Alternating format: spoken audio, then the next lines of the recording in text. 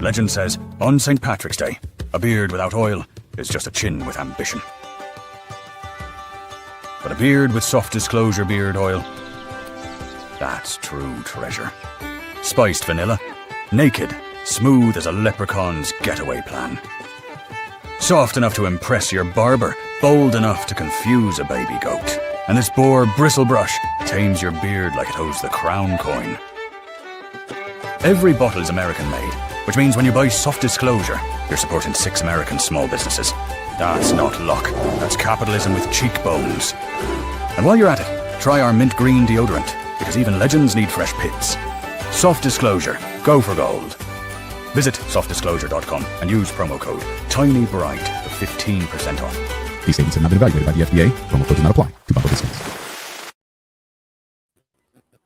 Oh, love it. What it's supposed to look like.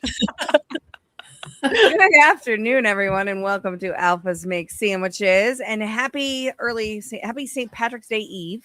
Mm-hmm. This is our final show before St. Patrick's Day. So as you can see, it's a St. Patrick's Day themed show. We've got the food, we've got the drinks, we've got the history, we've got the customs, we've got the outfits. We've even got all of the green weeds, including clovers, all the different types of clovers. So you're gonna get thoroughly prepared and excited for St. Patrick's Day today, so that tomorrow you are ahead of the game for everybody else. And we're pretty pumped about that. People are noticing the hair. The hair, check it out, you guys. Look at how you know how when Jackie or when Christy puts her glasses on and she becomes a different person. I mean, you know when Professor Lupo comes in, check out Jackie, super serious. Yes. I have not straightened my hair in 6 years. Cosmopolitan Jackie. Oh yes, Devil Wears Prada, Jackie. Yeah, good call. That's a good one. Did you pick that color green? Yeah. Devil Wears Prada reference. Blue, obvious, cerulean blue. All right, so we've a bunch of stuff we're going to talk about today. It's starting with Soft Disclosure. I mean, that's the best commercial I think we have of. Oh my gosh, amazing! I know, and the consensus I think is that we're going to just keep Tiny Bright and put him in other ads. So, for Easter, he'll be running around and collecting eggs. Hopefully, love everything about that. Oh my gosh, that's I don't know if these ads help us sell lotion, but man, are they fun! So much fun.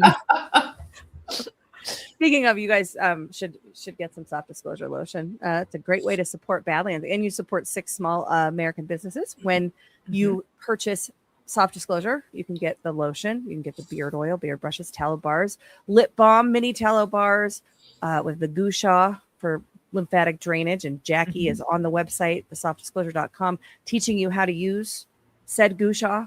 Yes. Not actually what it's called. It's called a gua sha, but not here. Not at Badlands Media. At Badlands Media, it's called a goo sha. Thank you, Alpha. Alpha said it, so it must be true. Yeah, well, he named it the goo sha on Valentine's Day. Oh, and it was very exciting for all of us. So exciting. So yeah, and we have, of course, the beard brush, which is the beard brushes are flying off the shelves. So if you've ordered one, your order will ship by the end of the week because we're waiting for the next batch. They are flying off the shelves. I actually don't have mine up here anymore because my husband insists on using his beard brush. Oh, how dare he, right? How dare he have a beard? I know. But yeah, it's we got all sorts of things coming up in the hopper with soft Disclosure. We had Annie on last week, so if you were if you missed the show last week, go back and check out what's happening. There's a lot of really cute animals that we talked about and showed as well. Awesome. I got to puppy sit Buttercup this weekend. How did that go? Oh my gosh, she is the best. She's just this so first of all, it's like having a toddler. Into everything, chewing on everything, and I live in a frat house, so that was a bit of a shock and to cleaning immediately.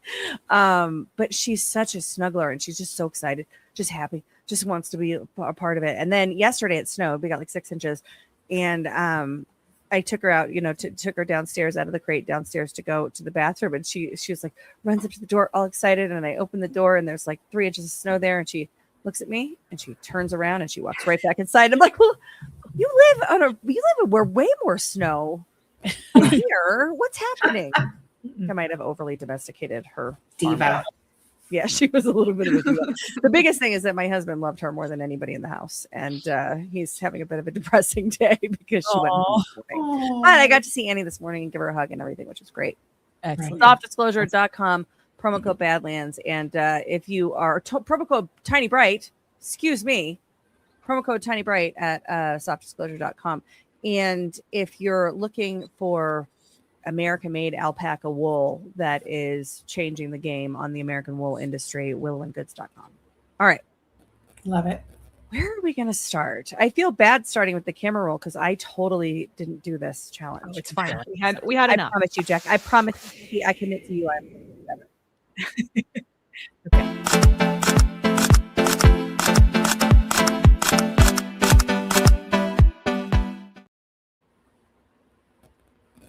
Oh, yeah. Last week we were going to learn how to take photos.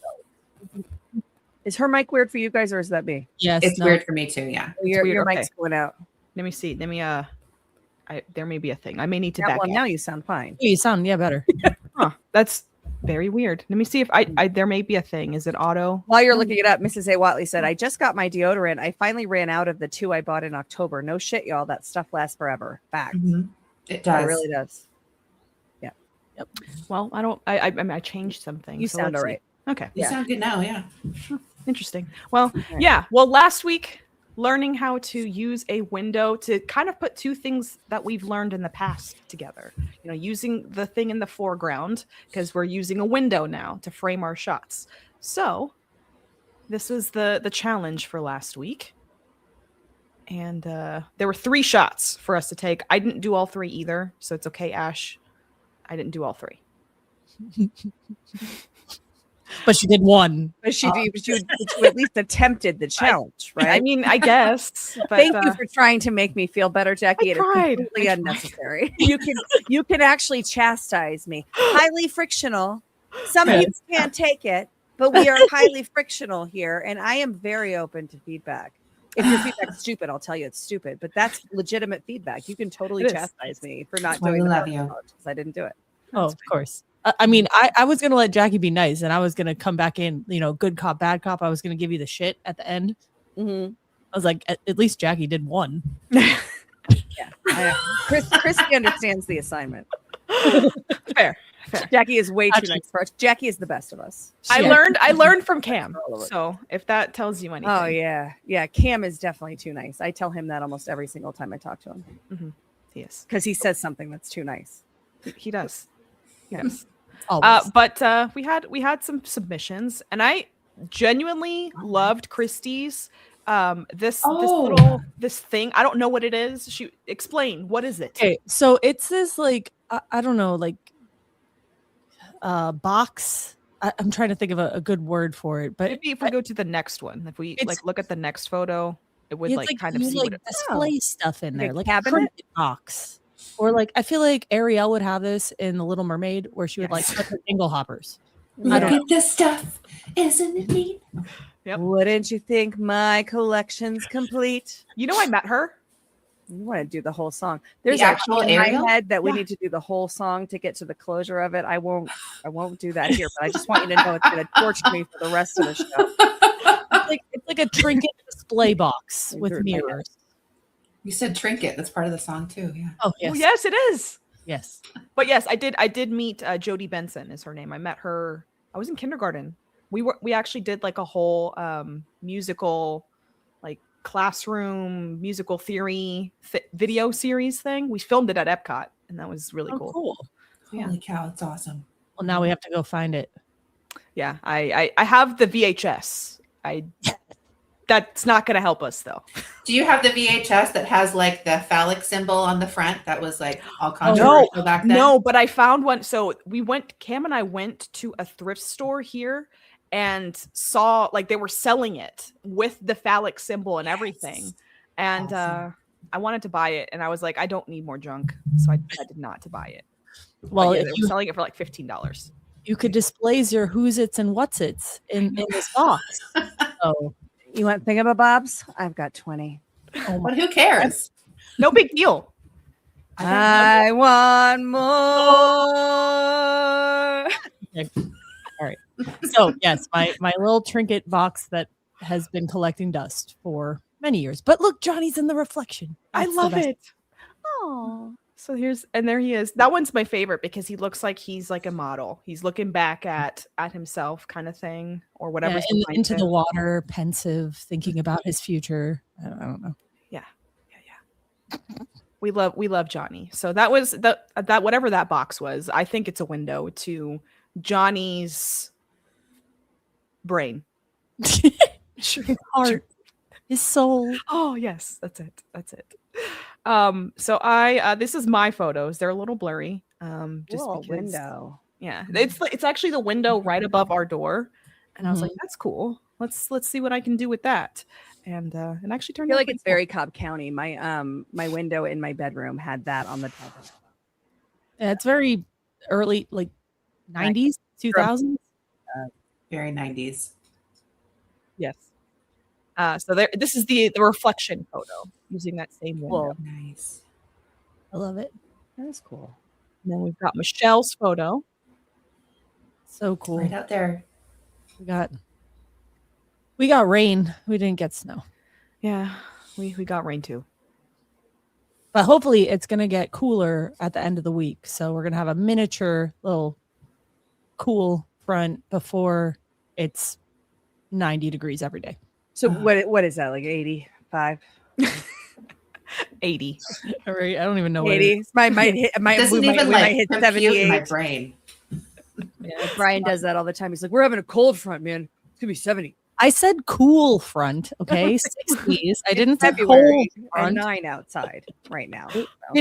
57 is the lowest it goes. Oh, And that's might as on well. Wednesday. That's so funny. That's sweater so here, weather for you guys. here in North Idaho, well, my birthday is on April 8th. And in the 10 years we've lived here, it has snowed every single year on my birthday except for one. So I am expecting a snowy. Oh, April 8th. No, we'll be flying to Garden. I was going to say, you're not even going to be there. No, so I'm going to it's be on an okay. airplane. So maybe I'll see it snow in the morning before we get on the plane. But There you go. Christy, you need to do this. Okay. Brian probably won't. But you should definitely take advantage of it. And I have I'm getting a little gallery of lily pad. I have I it here. think I'm going to commission a third so I can do like a series on a wall of the 3 I love it. lily pad So paintings cool. that Joan has done. But Joan is amazing. She's absolute amazing talent. Yes. You know, Totally fantastic agree. lady. I think somebody's talking crap about Johnny, but we got Cam here to defend him. Johnny is a big floppy. We sack love of Johnny. potatoes. Yes. But potatoes help the Irish get through many hard years. Mm. Let him know, Cam. Yes. No disparaging of the Johnny boy here. So Michelle's photo, and then we've got some audience submissions. Marcy, this was the one that she took this week, but last week after the challenge she submitted this photo, and I wanted to it fit for this challenge too. It does. window. Yeah. oh, And the That's a great reason job. this was actually taken in 2021, and in this photo is her son and her mother who has Alzheimer's. So it's a nice photo because of the memories that are in it too. Yeah. I have I started writing a novel probably like 15 years ago. And in the setting of the opening scene in the novel, this is what it looks like in my head. Stop. love it. Yeah. It's I've several partial stories that I've started. I'm not a novelist. Yeah. I try lots of things. Doesn't work out. But yeah, no, that just makes me think it just took me right there. And I'd forgotten about that. That's awesome. Yeah, no, it's a great picture. Like you could feel it almost. Like the breeze and the sound and all that stuff. It's good. It's good. Beautiful. And then we have two more. This is Salbish in the chat. She sent these over. So this was the first photo. And then the second one with the window in it. I like that one. The little cross hatching of the window. So yeah. Oh yeah. So those were our submissions from last week, and then this is the challenge for this week. This one we're going to be baking this week. So I did actually take a sunset picture and send it to you guys. I did it 2 weeks late, and it wasn't the challenge any longer. But I did actually see a sunset and take a picture of it. I don't know if I did all of the instructions of how to take the picture, which is the point of the challenge. I didn't do any of that, but I did actually take a picture of a sunset. You did, and it was a beautiful sunset at that. I know. Thank you for clapping. I needed that. 3 aesthetic baking photos. Oh, sorry. Do you want to set this up anymore? Oh no, I mean we're baking this week. So pull out your muffin pans and your phones. Perfect. In under 60 seconds. Let's go. Don't photograph it like that. Come over top instead, and rather than getting a wide field of view, zoom into 1.5 over top of the baking sheet. Fill the frame with those muffins and really bring out the texture and contrast there.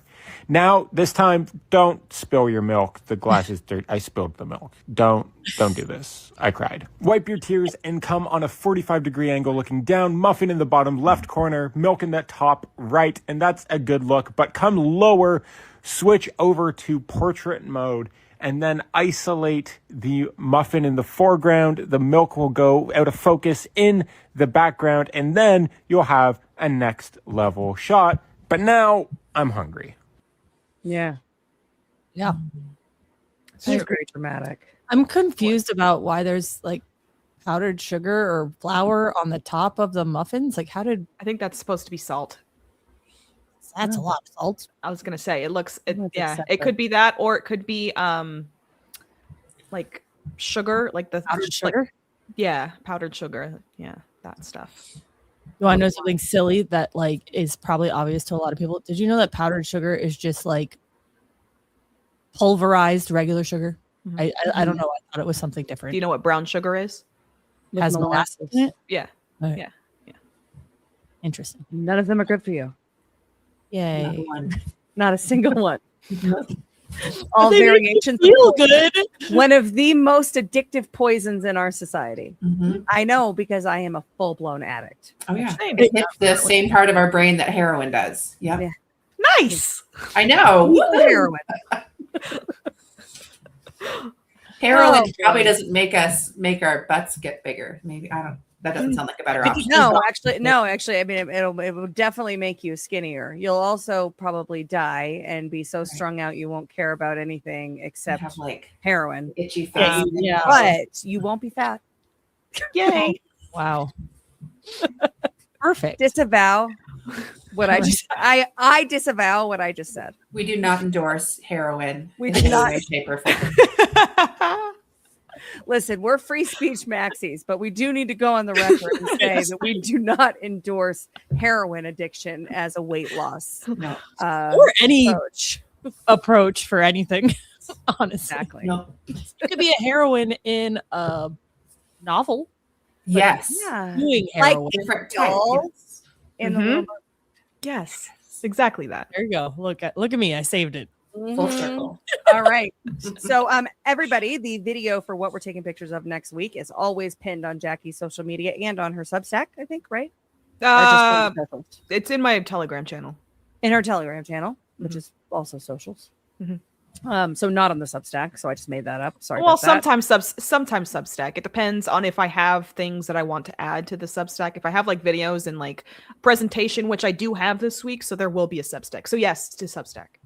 Yes, to Substack. Fantastic. All right. And with that, that was our for your from your camera roll.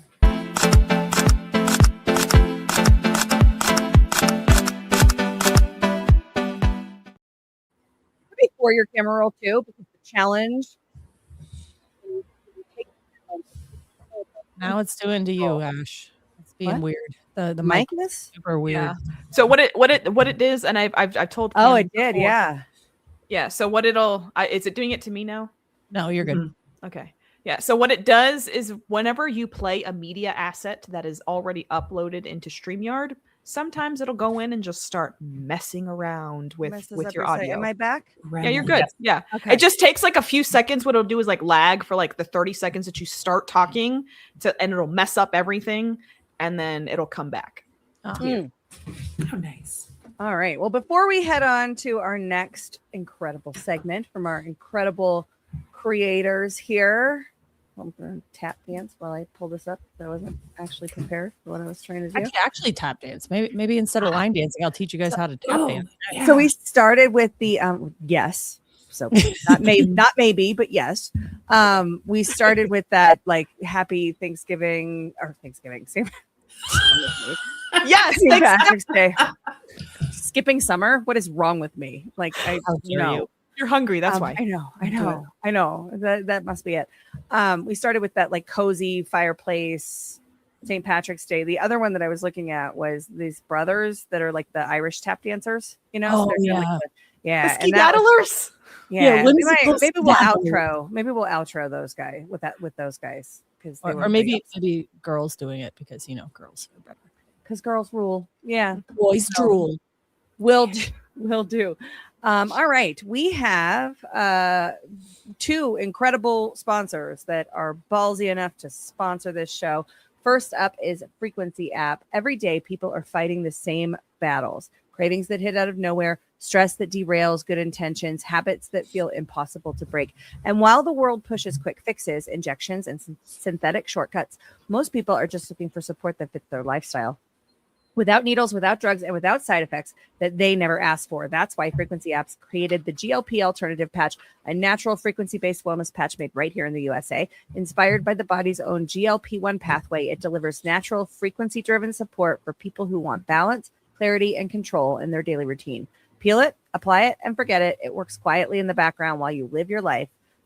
All day long at work, at home, and in the moments where cravings usually win. No injections, no complicated protocols, no side effects, just natural needle-free support for a healthier balance. But the GLP-1 alternative patch is only the beginning. Frequency Apps offers a full lineup of affordable, easy-to-use homeopathic patches designed to support everyday wellness. Whether someone needs help with relaxing, comfort, or clarity, there's a patch for that. Each patch uses frequency-based technology to support the body's energetic balance. No mess, no mixing, no learning curve. Just stick it on and go. Part of a healthy journey that fits real life, not the other way around. And Badlanders can save $20 off the new GLP alternative patch with code FREEDOM. Subscriptions are available too, and they save you 20% for ongoing support. Visit frequencyapps.com today. That's so cool. Yeah. I've Yeah, never heard of my them favorite before. thing That's about amazing. Frequency Apps, I mean, they're the support that it delivers is fantastic. But I was really skeptical because anything that's patch related really irritates my skin. Whatever is on there that makes it stick, the adhesive or whatever, really irritates my skin. Frequency Apps does not. I was really, really surprised because it was the nicotine patch, birth control patch, all those kinds of things. Can't do them because it feels like there's like eating through my, like it's flesh eating. But Frequency Apps is not. So frequencyapps.com and better than a what is it? The Ozempic? Yeah. Oh, Injection once a week. GLP-1 injections. Yeah. Yeah. Sounds like it uses what your body's already doing to just Yeah.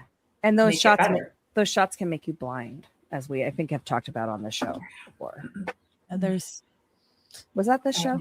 no, I don't think so, but the negatives definitely outweigh the positives. Yeah. Well, there was this whole thing, and I think it was USA Today article on whatever show it was, where the side effect is blindness. And it's like, okay, well, I really want to be skinny, but you could be blind. Yeah, I see but myself I'll be skinny. But then you won't see yourself skinny. Exactly. But then you'll be like, oh, I can feel it. It's fucking mental, man. But is it worth it? I don't think it is. No. My concern is like why it's being pushed for so many things, from weight loss to I think they were saying that it's good Diabetes is like the big thing. diabetes is the main one, but something about kids with autism. Like it's just like they keep trying to find ways to get anybody and everybody to take it, and that. So it's funny. It's He's funny you say skeptical. that. Cam and I have talked about this before, where Ozempic shots are like everybody's doing it kind of thing. Mhm. And part of me feels like, and it could be a conspiracy going on in my brain, but no, they didn't get enough people to take the COVID shots. So now they're giving whatever they can give to people in the Ozempic shots. Yeah. And because everybody's doing it, they're able to kind of give it to more people. And it's a smart tactic because you have a lot of people who are not anti-vax, but were anti-COVID shot, right? Yep.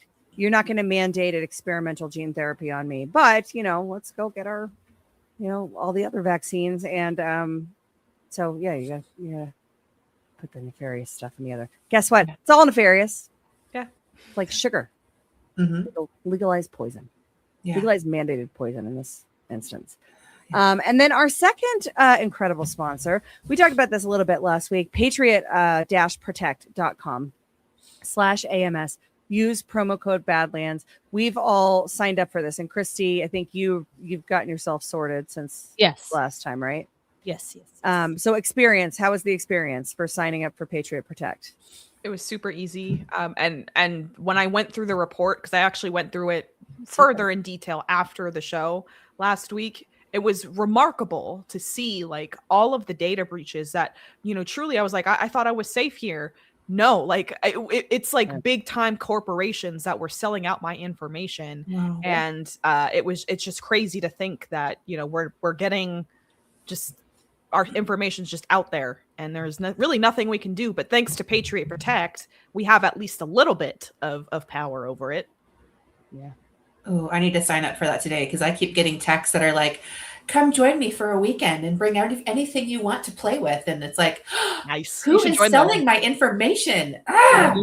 Right. So Everyone. gross. Michelle, the answer is everyone except Proton Mail. Yes. Because that was the thing that was really surprising because you sign up and you fill out this form. It takes less than 10 minutes to fill out the form and you have, all your different emails and phone numbers and ways of contact. And then they do the assessment analysis of it. It takes, 7 days or so it took. I don't know how long their contract commitment is, but it wasn't that long.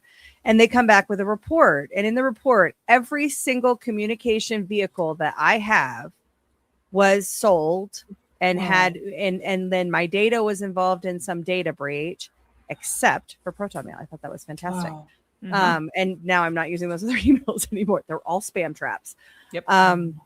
So let's get the specifics here. We are in the middle of the worst stretch of data breaches this country has ever seen. It's hitting right in the middle of tax season. In just the last 90 days, a government contractor that handles Medicaid and benefits for 46 states got hacked. 25 million Americans had their social security numbers and medical records stolen. The Texas AG called it the largest breach in American history. Panera Bread, 5 million customers exposed. Under Armour, 72 million email addresses dumped online, all on top of the record 3,300 data breaches in 2025 alone. Here's why you need to care right now. Criminals are using this stolen data to file tax returns in your name and take your refund. The IRS flagged 2 million refunds from identity fraud last year. And if it happens to you, the average wait time to get it resolved is almost 2 years. And it's not just data breaches. Right now, data brokers and people search sites are publishing your name, your home address, your phone number, even your family's names, all searchable by anyone online. Scammers don't need to hack you. They just look you up. Patriot Protect fixes that. Their search and destroy protocol scans Google and over 200 data broker sites, finds your personal information and removes it continuously. Most services tell you after your identity gets stolen, Patriot Protect removes the information criminals need to steal it in the first place. Because of what we're seeing right now, Patriot Protect is offering you 15% off any plan. Use promo code Badlands at patriot-protect.com/AMS for Alphas Make Sandwiches. Your data is already out there. Take it back. And this is when we think about like, I've been writing about how, our data is, and this is the issue that woke me up, like really kind of woke me up in corporate America. I was wise to the parties in 2011. That's when I left after we watched the Republicans destroy the Tea Party. I was like, okay, you guys are all the same. And in the government, totally understood corruption. Didn't really grasp the public-private of it all until I was doing cloud technology work and learning more about data. I was having to take all these classes and we're writing these playbooks and designing solutions for our clients to help move them into modern technology. And I kept having real angst over the civil liberty questions of our data, because it's an intimate extension of ourselves. And at the same time, you have, you're talking about something and then all of a sudden your phone suggests it to you. And that stuff was like relatively new and whatnot. And I learned everything I could about it. And it was the issue that really woke me up. It's not just your name and your email address. If from where the data is housed, it is your patterns of where you go and who you talk to and what you look up and what is important to you and what different services you use. All of these things is a record of all of it. And that to me, that was the issue that really made me start questioning the corporate America, which kind of led me to globalism. And then it was like, oh crap, I have to atone for my part in this. Because I've been a part of this for 20 years, and this is actually quite sinister. But when we think about solutioning for that, because been writing about it a long time, problem without a solution. How are we going to fix this? Like, you can't put the genie back in the bottle. And there's a lot, like they say in the ad, they'll tell you after the fact. Like, if your identity is stolen, you can clean it up. It'll take 2 years. It's a pain in the ass, all that kind of stuff. But there weren't a lot of solutions kind of targeting the proactively trying to solve the problem. And this is the first one that I've seen that makes me think, holy cow, this is amazing. And then seeing the actual experiencing it, doing it right, going through the sign up, getting the report, now having them be the search and destroy, continuously monitoring, it does feel more protected. I don't think I'll ever feel 100% protected in a digital environment, but man, if this doesn't seem like a solution that can actually address the root cause problem. Definitely. I found out that my story is different, but when we bought our house, I was filling out all the things to change my address, do all this stuff, and one of them, FP&L, which is Florida Power and Light, somehow they got my last name as LUGO. Okay. And I'm like, oh crap, I got to go and fix this. So I went online, fixed it, whatever. I still get mail to Christine Lugo from random things that I'm just like, oh, this is who the light company. Does she wear glasses? Creation. Wow. I don't know. But, yeah. So proactive thing that you can do to protect your digital identity. Our digital identity is an extension of our identity. It's not a different thing. And it's a brave new world out there. So patriot-protect.com/AMS. Use promo code Badlands to save 15% off any plan. All right. Speaking of professors. Okay.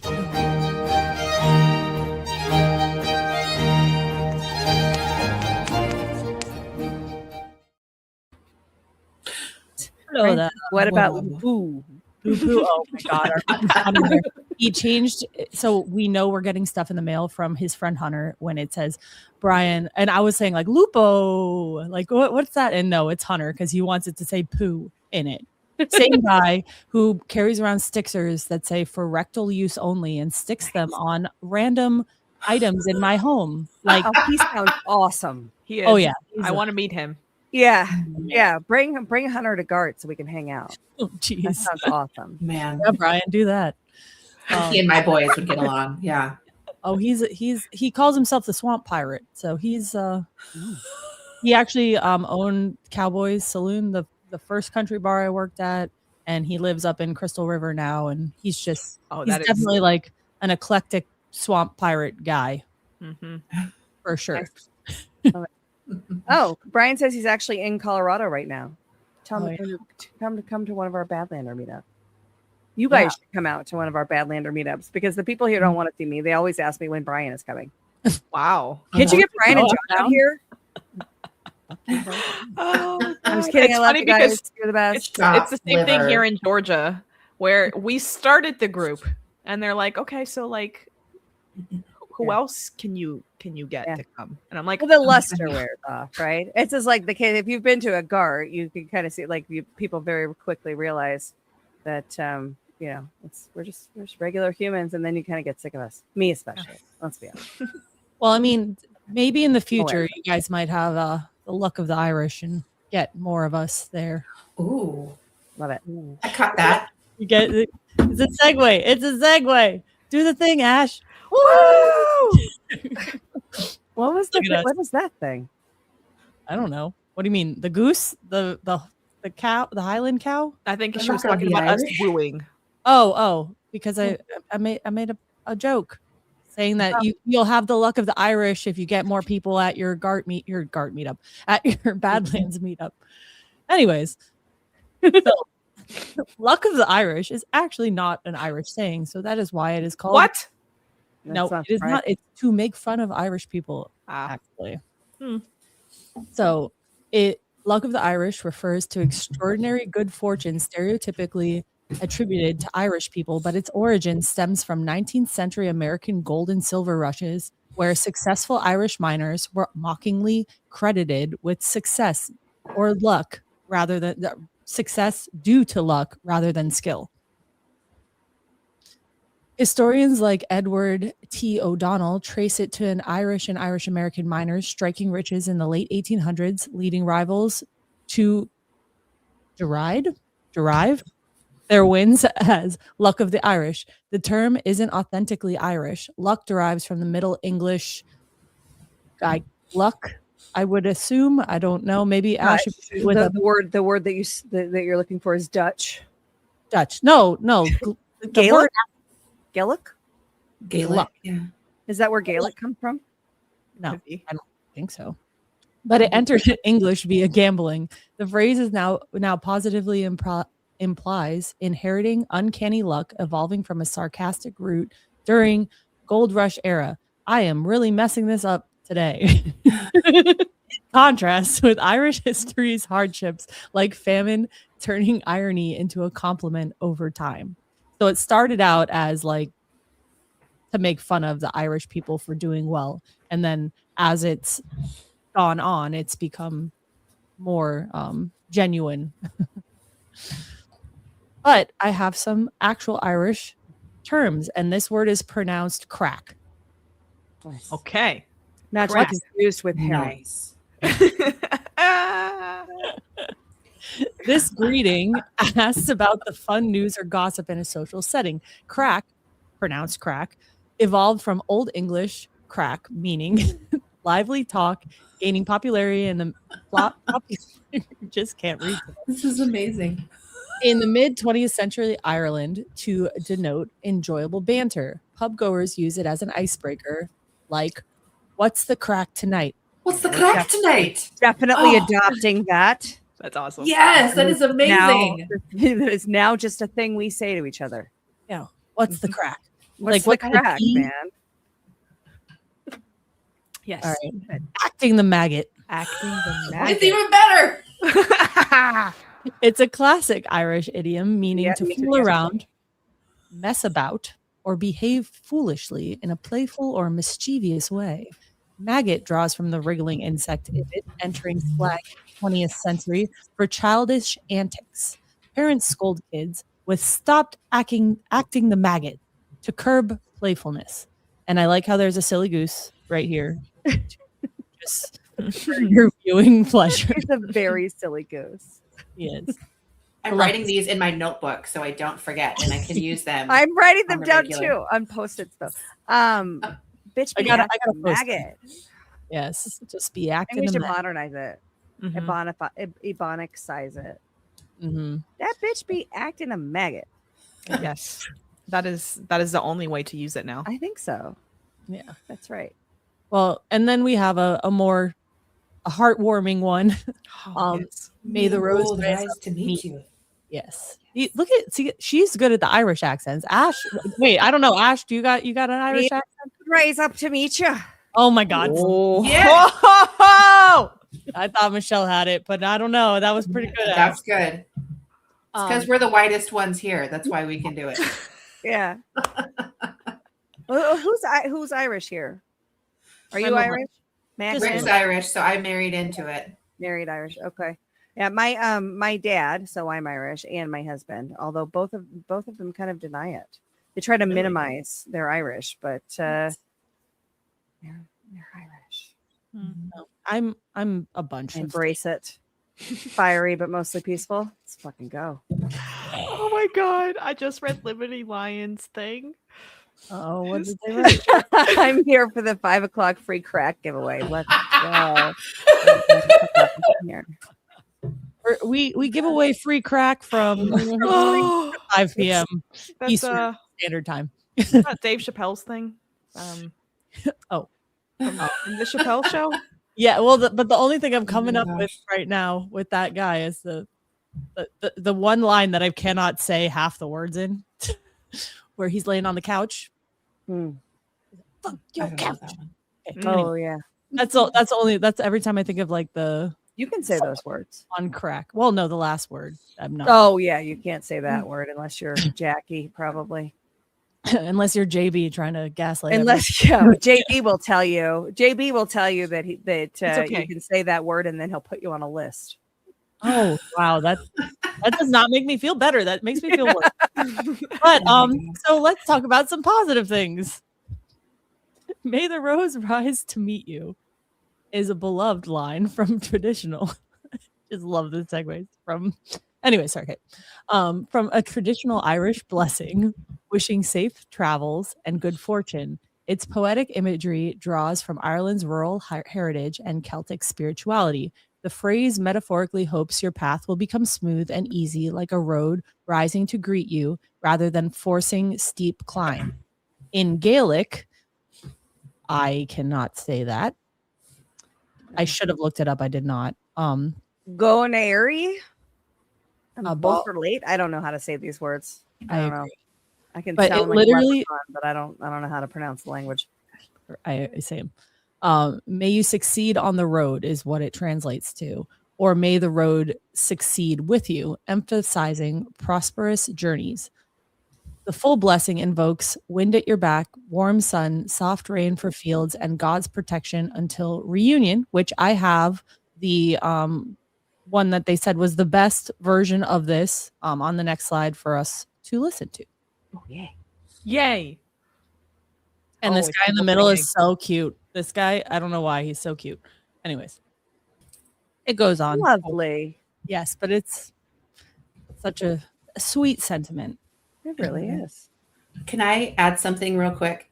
Sure. So I just put something in the Alphas chat, and I forgot that I actually wrote a song that was inspired by an Irish blessing in 2020. And so I just put the YouTube video to it, and it might be really fun to play I got it. it's completely ridiculous. And I'm not a great piano player, but that makes it kind of all the more fun. Yes. Are you there more slides? No, that was it. But the microphone's doing the thing, but it'll get better, I guess. How are we doing? It's Are we back okay? now. You're good. Yeah, we're good. Sorry, Professor, I totally just hijacked your thing. No, the main point was learning about luck of the Irish and what the crack is. The And crack. may the road rise up to meet you. Yes. What the crack? So this song is called An American Blessing, and it's inspired by what you just talked about. I can't wait. All right. This is my take on the Irish blessings, but these are American blessings. Here we go. May your socks never slide down in your shoes. And may you always find a parking spot. Yeah. And may your GPS get you to your destination. And may that movie you want to watch be playing on Netflix. May your jeans never get too tight. And next time you're at the dentist, may you be cavity free. And may you never need a root canal. And may you never be missing that last piece of the puzzle. And may you never ever run out of toilet paper. That's great. May traffic always be light. And may your phone always be charged. And may you never be given the finger while you're driving. And may you always find the mate to that pair of shoes you want to wear today. And may you never run out of gas or get a flat. And may you always have enough storage on your phone for that picture you want to take. May the line to the bathroom be short. And may you never get caught in the rain without a hood or an umbrella. And may you never ever run out of toilet paper.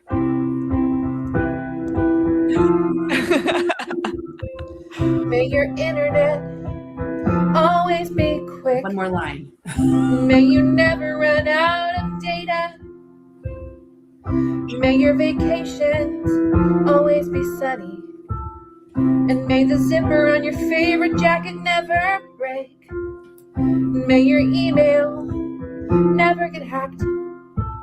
And may you never, ever, ever, ever send money to that Ethiopian prince that emailed you.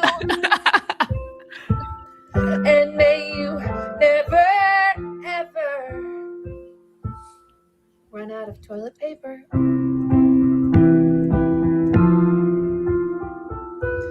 This is my American blessing to you.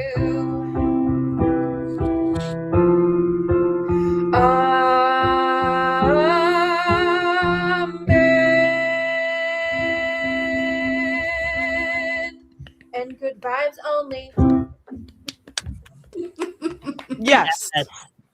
So good. Ooh. Can you hear me or am I weird? No, No, you're good. hear You're you. perfect this time. All right. So through the bottom is fine. On the side, not so fine. That's Mhm. what she said. That's what she said. That is in fact Sounded what- like Y-chromes. What's going on here? Sometimes it's a bit of a crossover show, to be honest. I mean, we've got half the cast of their show in our chat. So, Basically. all right. was- That was fantastic. So that song I wrote in 2020 when there was like the great toilet paper fiasco. And I remember I was laying in bed and Rick had just come in and I was like on my notebook and I was writing this song. My oldest and I at that point, we were like playing gigs together and we were doing like farmers markets and stuff. And so I was like, I need a good chorus for my Irish blessing. And I remember Rick was half asleep and he leaned over and he goes, may you never run out of toilet paper. Perfect. Nice. And that was it. love that. Jack, you check the private chat when you get a second. And I think that Christy all right. wants to come back. So I don't know if you want to let her come back. Well, in. That's the luck of the Irish. Oh, We'll have a right back, Steve.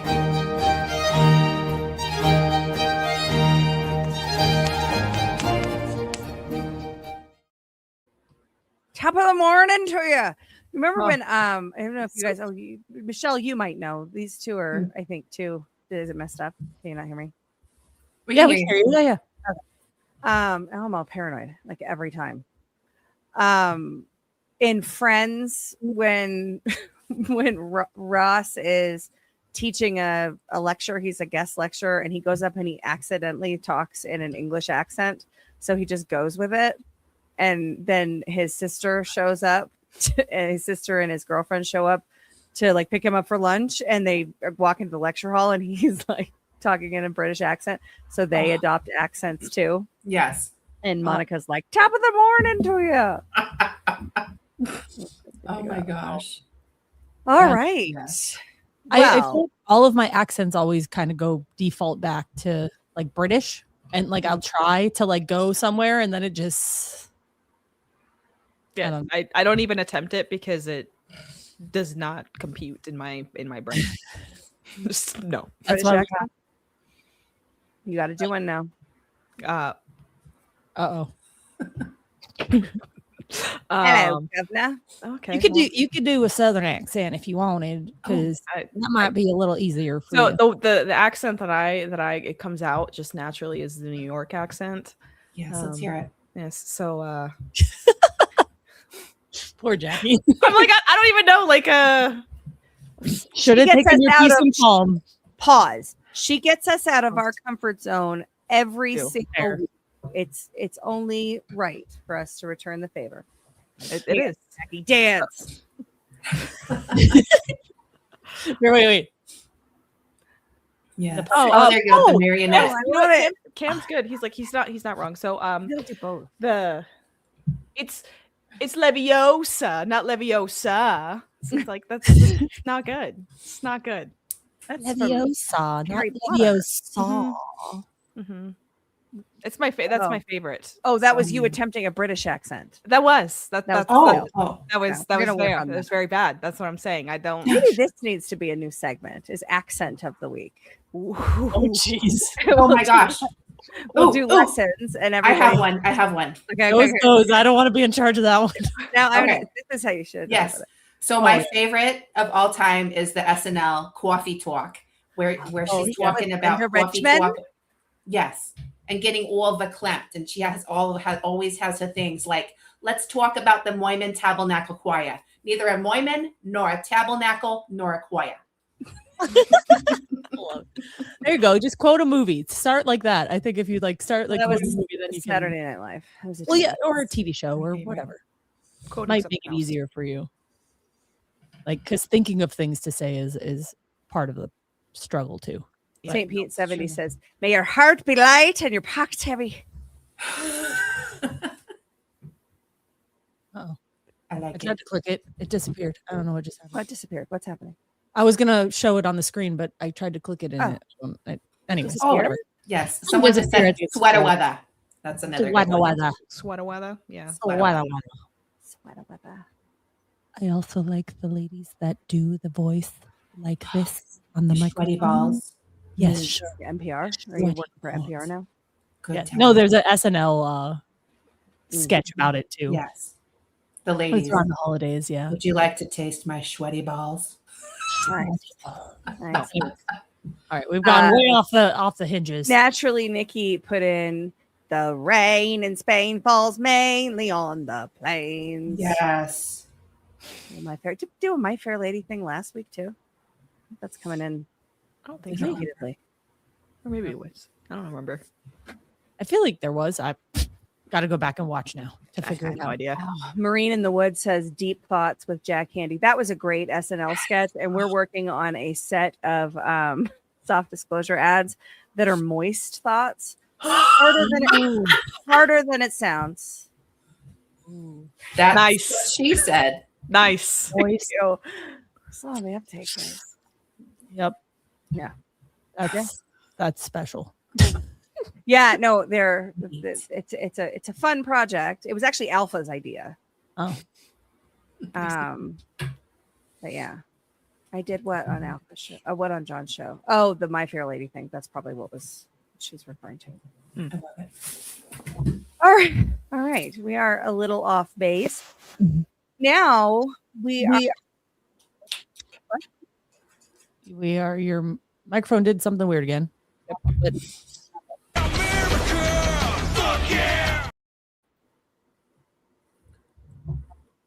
Weird. No, I don't know what happened. Oh, hey, there now it works. What I'm gonna do now. Every time I come back, I'm just gonna do that, and then you can tell me when you can hear it. Don't do that when I take a drink. All right. So we're just doing the history of St. Patrick's Day today here on our America 250 America History Update this week in American history, because tomorrow is St. Patrick's Day, and that's very exciting.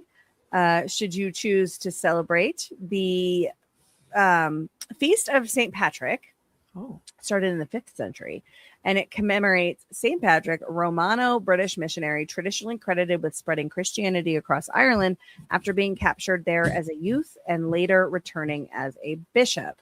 And the story of him getting snatched was kind of crazy. He was born, this is coming to us from Britannica, he was born in Britain of a Romanized family.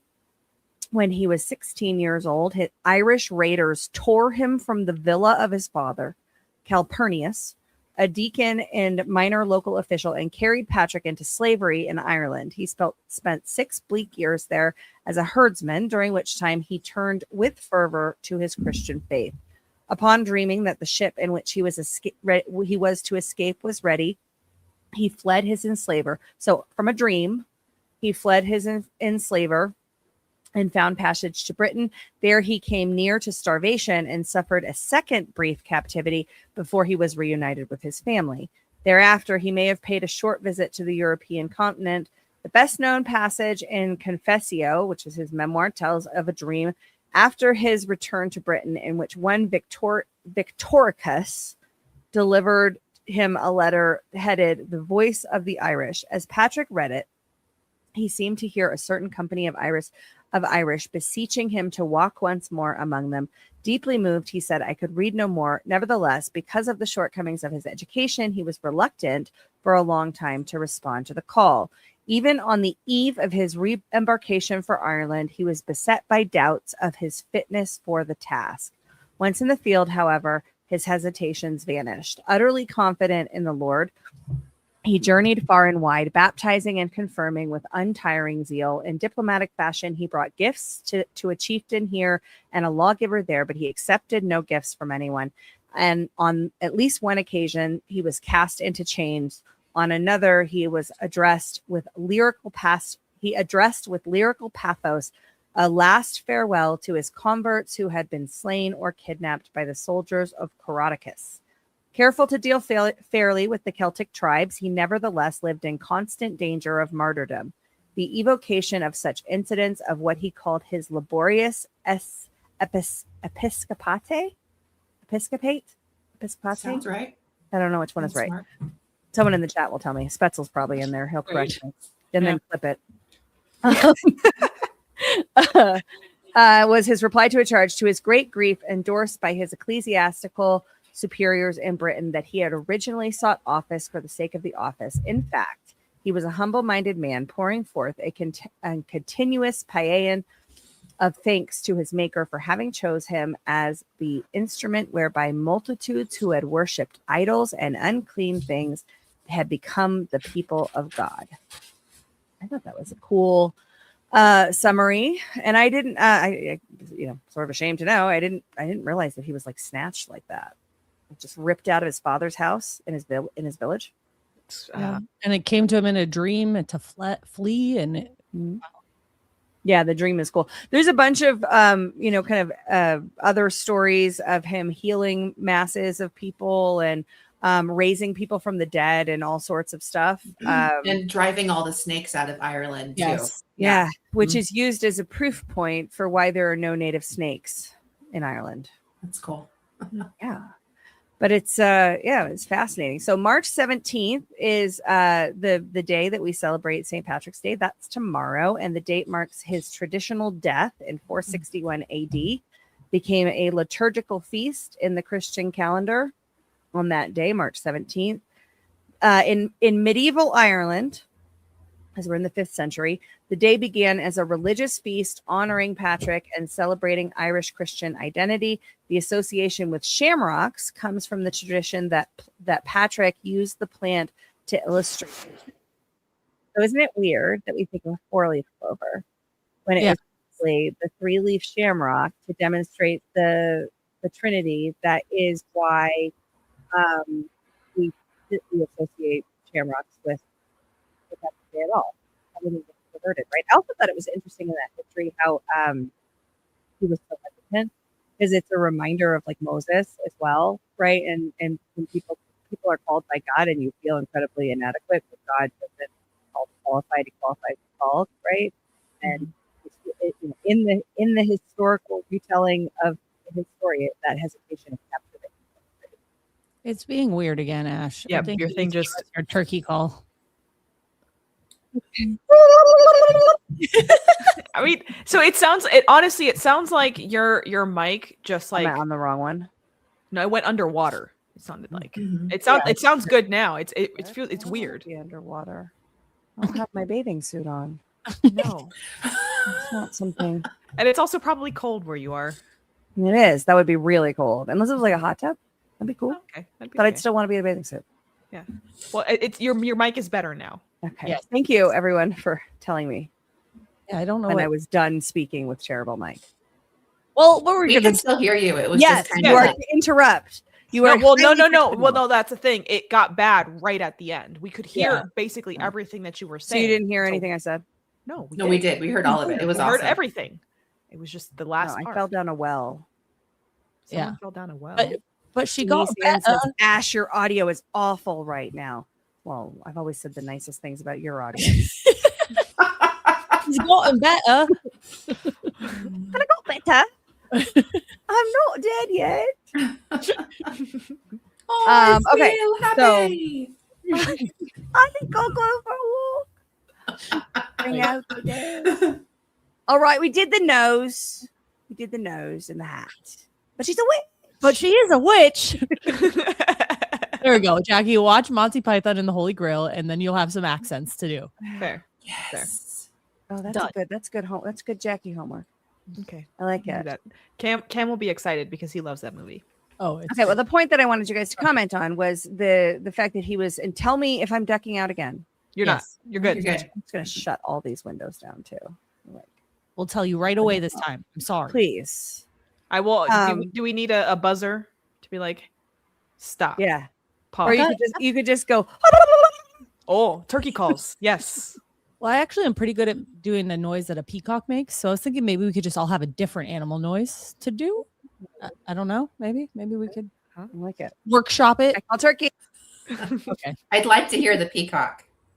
I What do feel they like I have to get it far away from the mic just to be Oh. careful. I just don't want to blast your ears. But Thank you. We can't even hear it. okay, good. You hear it there? Yes. Okay. Good. I just Come don't want to closer. blast Come everybody's ear. closer. You didn't. We barely heard it.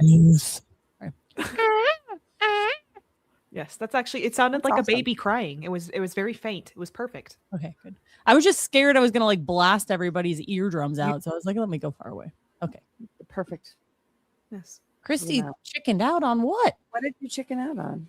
On actually doing the call, I think, like doing it loud and proud. He wanted to hear you next door. Like the is feathers basically what he's behind you saying. and everything. Yeah. My He wanted you plumage? to. If you were gonna do wants to see- peacock, go full peacock. What do Okay. people say? This is a flash warning.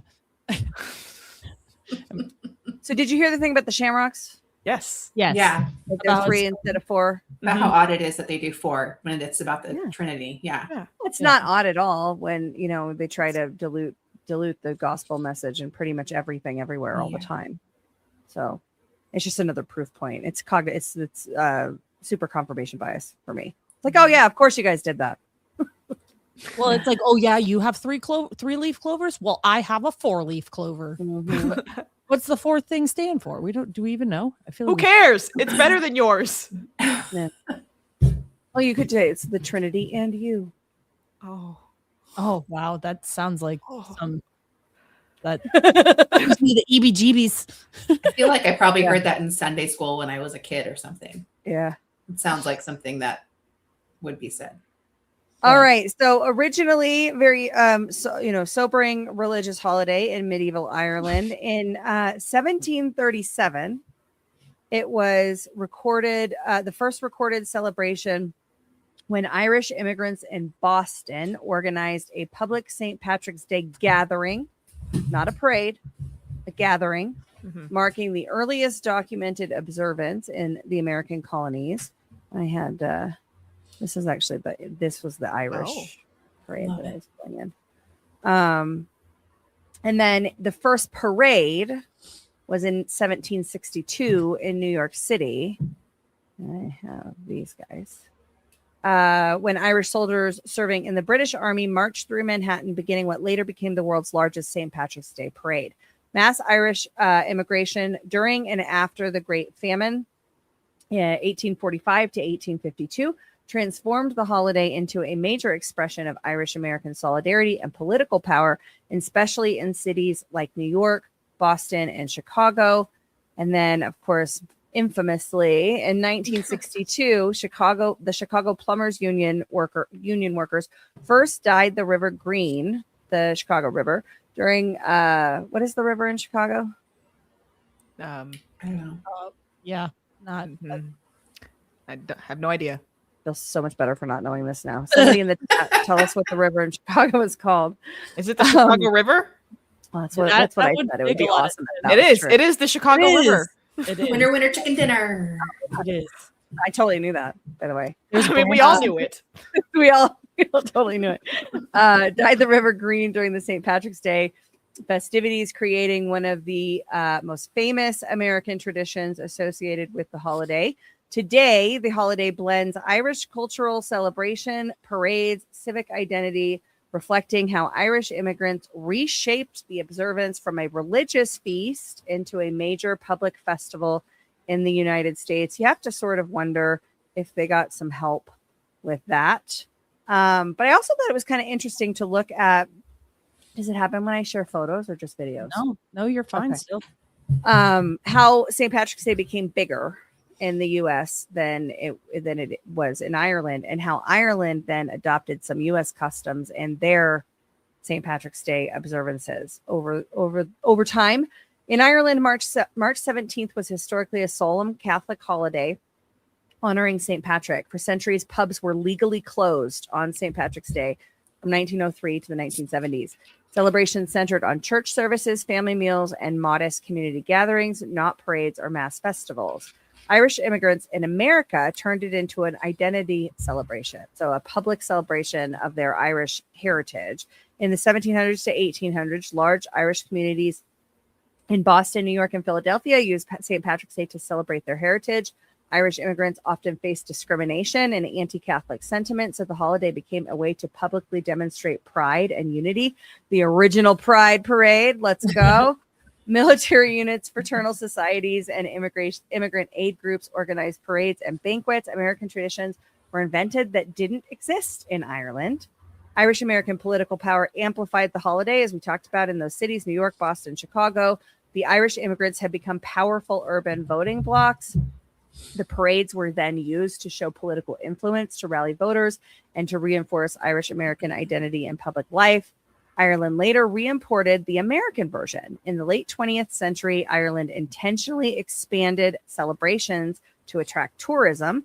They now have the Dublin's multi-day St. Patrick's Festival, 1996 to present, large parades and concerts modeled on American events. To sum up, America sees St. Patrick's Day as a celebration of Irish history, but the holiday to the Irish was a religious celebration until American politics stripped the religious meaning and reframed it as a day of drunken debauchery, which influenced the celebration in Ireland. Apparently, the pubs are no longer closed. Nice. So seeing pictures of the parade totally made me think of that scene from Ferris Bueller's Day Off where he sings John Cashane. Oh, yeah. Like that's all I could think of when seeing the girls in those outfits. I'll shake it up, baby, now. I went on a side quest to find out how they dye the river. And it's Ooh. actually orange powder that they put into the river. And it's a vegetable-based, non-toxic powder. Apparently. The orange powder turns vibrant green upon hitting the water, applied along a quarter-mile stretch from Columbus Drive to Orleans Street. Two motorboats work together. One dumps the powder while the other one stirs the water for even mixing, completing the transformation in minutes. Started in 1962, but it's plumber's leak detecting dye. So it was inspired by one of the guys who had the leak detecting dye all over their overalls, and it lasted several hours before fading. So they added that. The recipe is called leprechaun dust, but it's a closely guarded secret by the Chicago Plumbers Union, local 130 families, the Rowans and the Butlers. Dun, dun, dun. All right, so you'll get all that information and more about St. Patrick's Day and other events in American history tomorrow on my Substack for March 17th, asheamerica.substack.com. And if you want more about the history from this week, there was a lot of First Amendment stuff. We have George Washington talking about the First Amendment before the United States of America was a thing. He doesn't call it the First Amendment. He's talking about the principles. But Ghost is joining me on Culture of Change tonight, and it's going to be a blast. We're going to talk about the First Amendment, and we're going to go harder than we've ever gone to say suck it to the haters. And between now and then, or not that doesn't make sense. And as always, that was This Week in U.S. History. Thanks for giving us the crack. He is doing Book of Trump before that as well. When I have Ghost on my show, it forces him to end his on time. Oh no. All right, where are we going next? I could talk next. Ooh, Fantastic. Yeah. I will be right back. Awesome. Okay. All right. Jackie, can you see the different pictures that I sent? Yes. I can. Sweet. So you could just kind of pull them up one at a time, and I'll tell you when to do the next one. And I'll just kind of talk about the different things that I wanted. Actually, let's talk. I sent you 3 Which pictures. one do you want to start with? Let's start with the one that says red clover. Cool. So Right.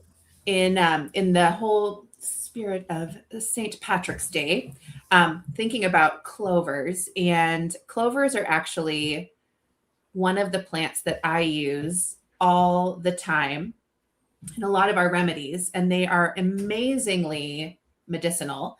And so I wanted to talk about 3 different clovers today. And then I made some different graphics for social media a while ago. So I figured I'd show you guys some of those. But the first one that I love to use is red clover. And so this one, using the red clovers in my yard for cramps instead of the toxic crap they sell at the drugstore since 2021. And that is what we do. But so red clovers are so cool. Whoever came up with the name red clover, though, was colorblind because they're purple. So kind of like, yeah, that's them. Red clovers are not red at all. But what red clovers do, which is so cool to me. So these are a weed that they grow all over the world in so many people's yards. And so many of us have just always pulled them up or mowed them down or whatnot. But red clover is actually used in cancer drugs. What it does is red clover actually attaches itself to rogue cancer cells in your body and flushes cancer cells out of your kidneys, through your kidneys, out of your body. And so they have been a well-known secret in big pharma for a very, very long time, and have been used to treat, they call it treating cancer. Chemo doesn't treat cancer. Chemo just kills stuff. I digress.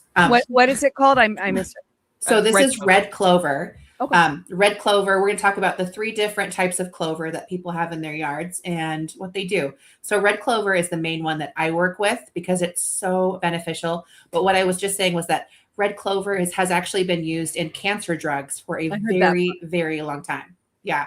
And so what it does is it attaches itself to cancer cells and then flushes them out of your body. So I use them particularly in one of our products. We call it Lymphatic Love. Jackie, I know you love that one. Mm-hmm.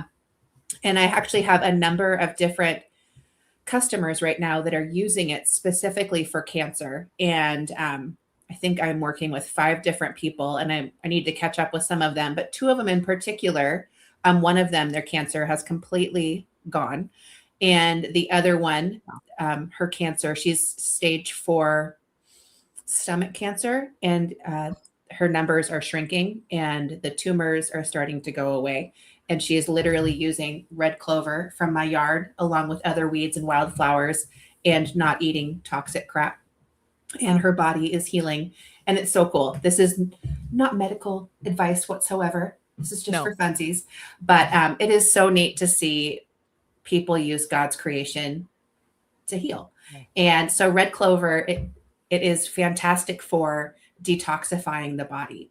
And so you can drink it in a tea. You could literally just grab it out of your yard, give it a rinse, add it to some warm water and drink it. You can eat them. You can add them to salads. Like there's kind of no wrong way to use red clover. Well done. I need some help. I was just going to message him like, I don't know. I think we need to switch out for a different word. But I love it. So the main way that I use this is for detoxifying the body. But another way that, since I was talking about it helps with cramps, is that what red clover does, which this is really just for the ladies, but it helps your body to flush out excess estrogen. And excess estrogen can store up in your body, especially when it's that time of the month and you can get real crampy. And red clovers. Say that again. That what makes us crazy. Partly, yes, but yeah, the excess estrogen makes us like more sensitive, and everything's like pins and needles, and This all is of that. why they've kept red clover from us, because they don't want us sharp. They want to. They want us to be freaks, and so yeah, get Oh, yourself some that time of the month tincture, yes, and it will help you be less of a freak. That only that time of the month. I can't promise for the rest of the month, but for that like week, you can chill out a little bit. But so what it does is it helps your body to flush out excess estrogen, and so it's really fantastic for women in that time of the month. Also for women that are like past that time of the month in menopause and perimenopause, because our hormones are still doing all sorts of wild stuff, and we need to flush out what we don't need. And so red clover can help with that. And it also actually tastes really good. Red clover kind of has like a sweet flavor to it. So you can munch it, you can add it to stuff, you can add it to tea. Like you can use it all sorts of ways. And red clover is really pretty too. The leaves themselves, they have like this little like V chevron. It's kind of like it's like a darker green, and then it has this like light green V in the middle, and they just look beautiful. So I love those ones, and I use them all the time, and you can too. All right, so let's move on to the next one. Hang on, before you move on to the next one, just yeah. really quickly, Christy is being defamed in the chat. The reason she said to change the word was not because she was censoring, but because it doesn't rhyme. Yeah. Fuck is acceptable. Out is not. Out Okay? is the word that she takes exception with because I it like doesn't it. rhyme. Yeah. Jerks. Take that. Stupid. All right. Good job. Sorry, Michelle. Way to protect your girl. I like it. I'm all good with it. All right. So moving on to white clover.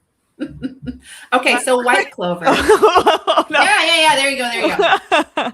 Get it. Okay, white clover. Tell us. Okay, white clover. So this is probably the one that most people see in their yards a lot, and it is literally everywhere. White clover, the way that I have used it for myself a lot is actually in an eye wash. I was on the fence when buying. Oh, okay. I'm just trying to get him in trouble now. He's so fucked. Oh my gosh. He's You have that stuff. Whatever. Okay, moving on. White clover. Okay, so what white clover does, which is so cool, is that it is also, it helps to detoxify a little bit, but it more moves inflammation along. And one way that I have used it particularly is sometimes in the springtime, I can get itchy eyes.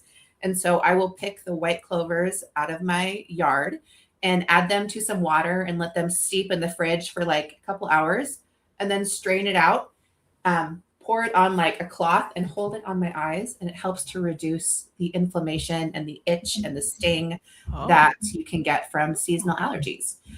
They also are really great for if you have like a cough or a cold. You can pick them, add them to some hot water, drink them in a tea. You can eat them. You can add those to salad too. And white clover doesn't taste as good as red clover. It's a little more bitter, but still a really great option. And so my very favorite way is for allergies, but there's all sorts of different ways that you can use white clover. Looking at my notes to see if I missed anything.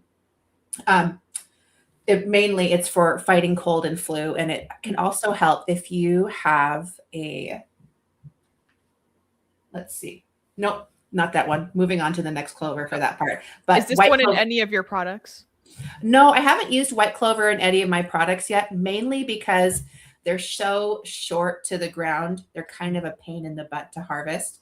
And so you have to either like crawl on your hands and knees or like, I don't know. It's annoying. And so I use them for myself, but I do not want to harvest them in a large amount. I'm not lazy, but when it comes to white clover, I am.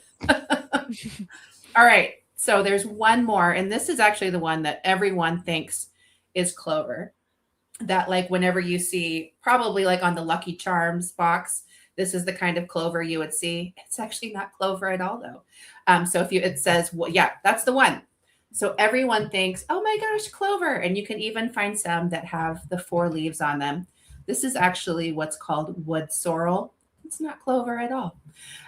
So wood sorrel is a really amazing weed that grows all over the world.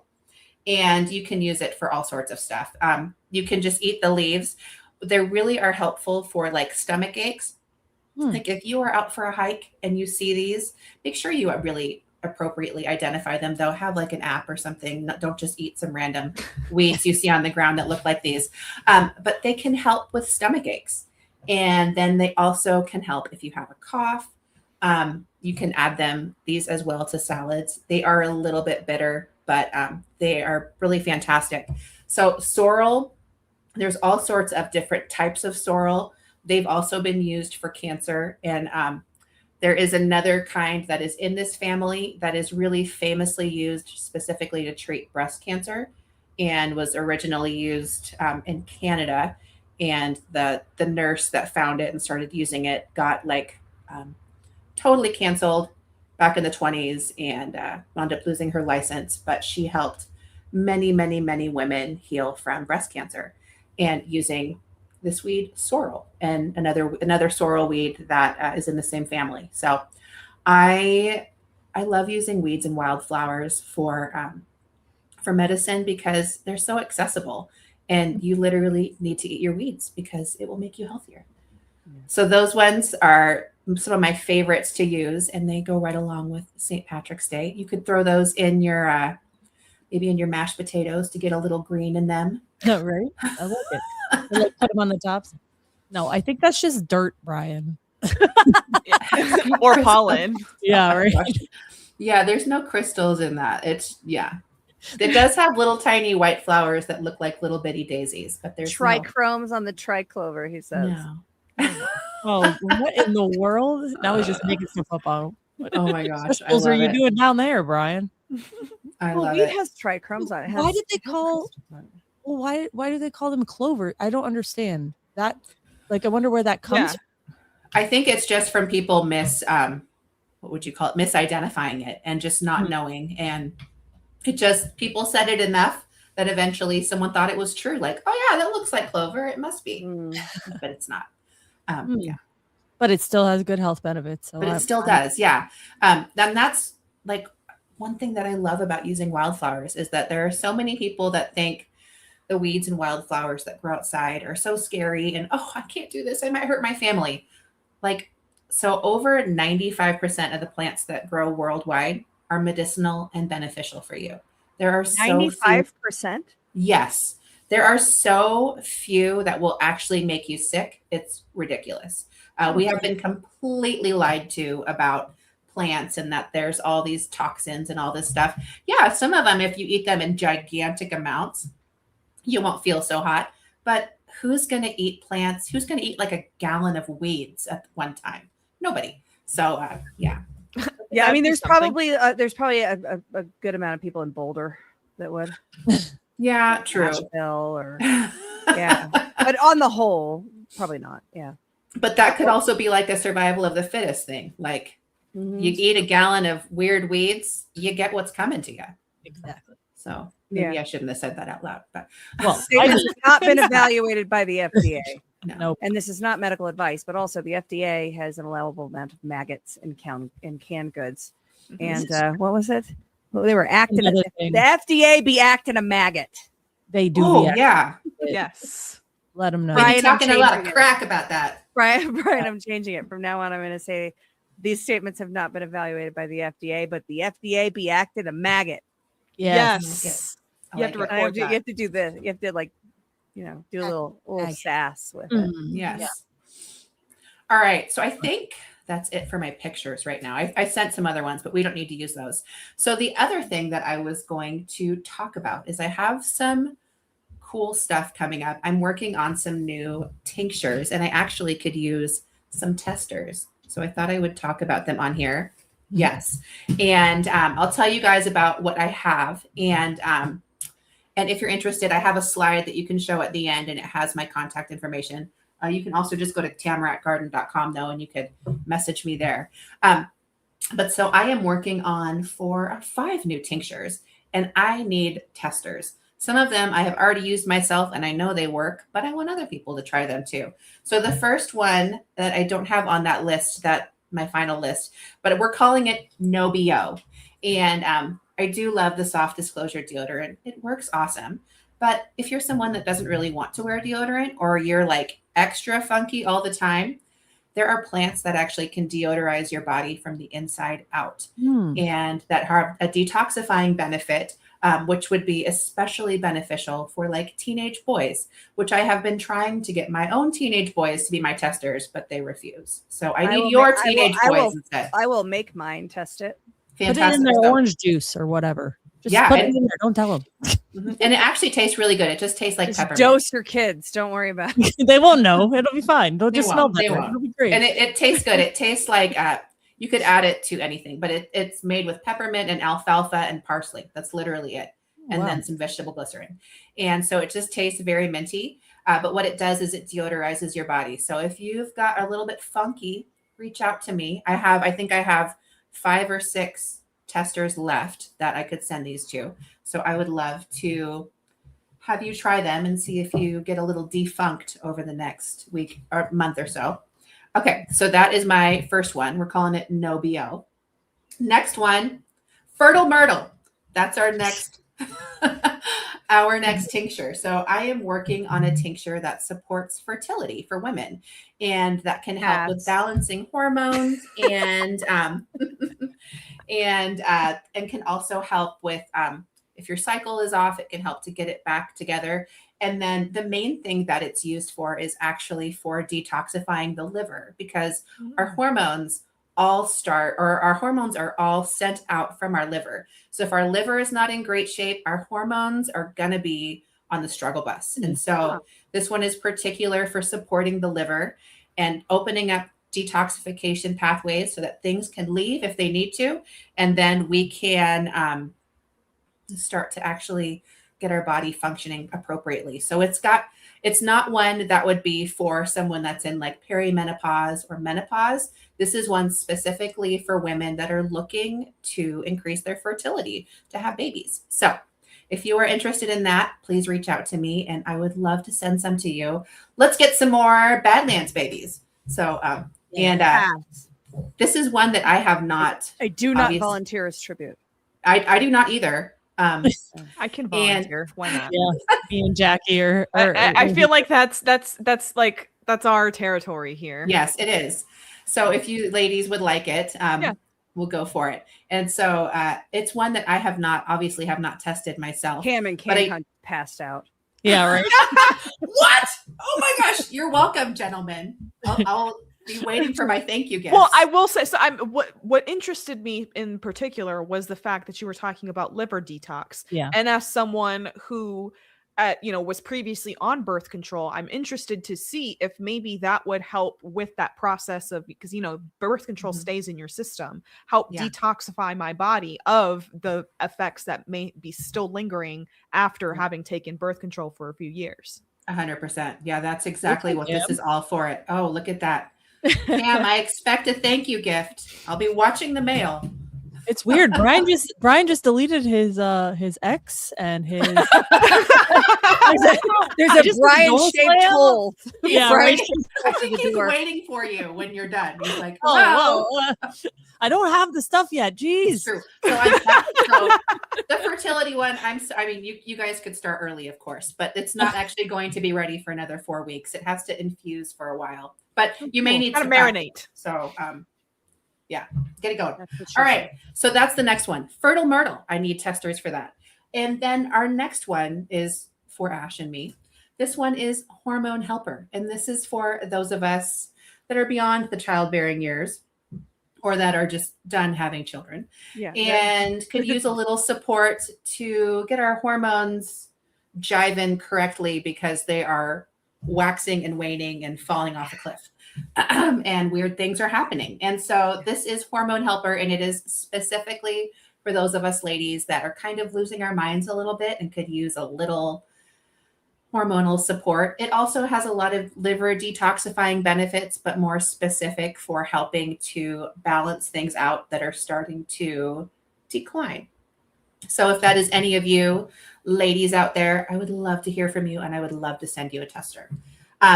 Next one, this is one that I am making for myself, and I have used some of these herbs from time to time, but I obviously need to use them more. I'm calling this one Squirrel Brain. This is for folks that are kind of have those like ADHD type symptoms, like a squirrel, you know, that kind of thing. Yeah. Those people. So this is one that's okay. Awesome. Tinctures all around. All squirrels. Yes, we are all squirrels. Yes. So this one is specific for focus. There are herbs in here that aren't necessarily for just like, yeah, I'm just trying to focus. get him in trouble too. Yes, Yeah. he should get in trouble. He should get in trouble. I love it. Yeah. I need it. And so I will be using this, and perhaps I will not be as strange next time you see me. I don't know. No, We'll all be How different dare people. you? Don't you dare change. no, We no, need I to don't be plan on it. Strange. It will- but focused. It will enhance my focus on being strange. Yes. Yeah. I love it. Okay. So that's Squirrel Brain.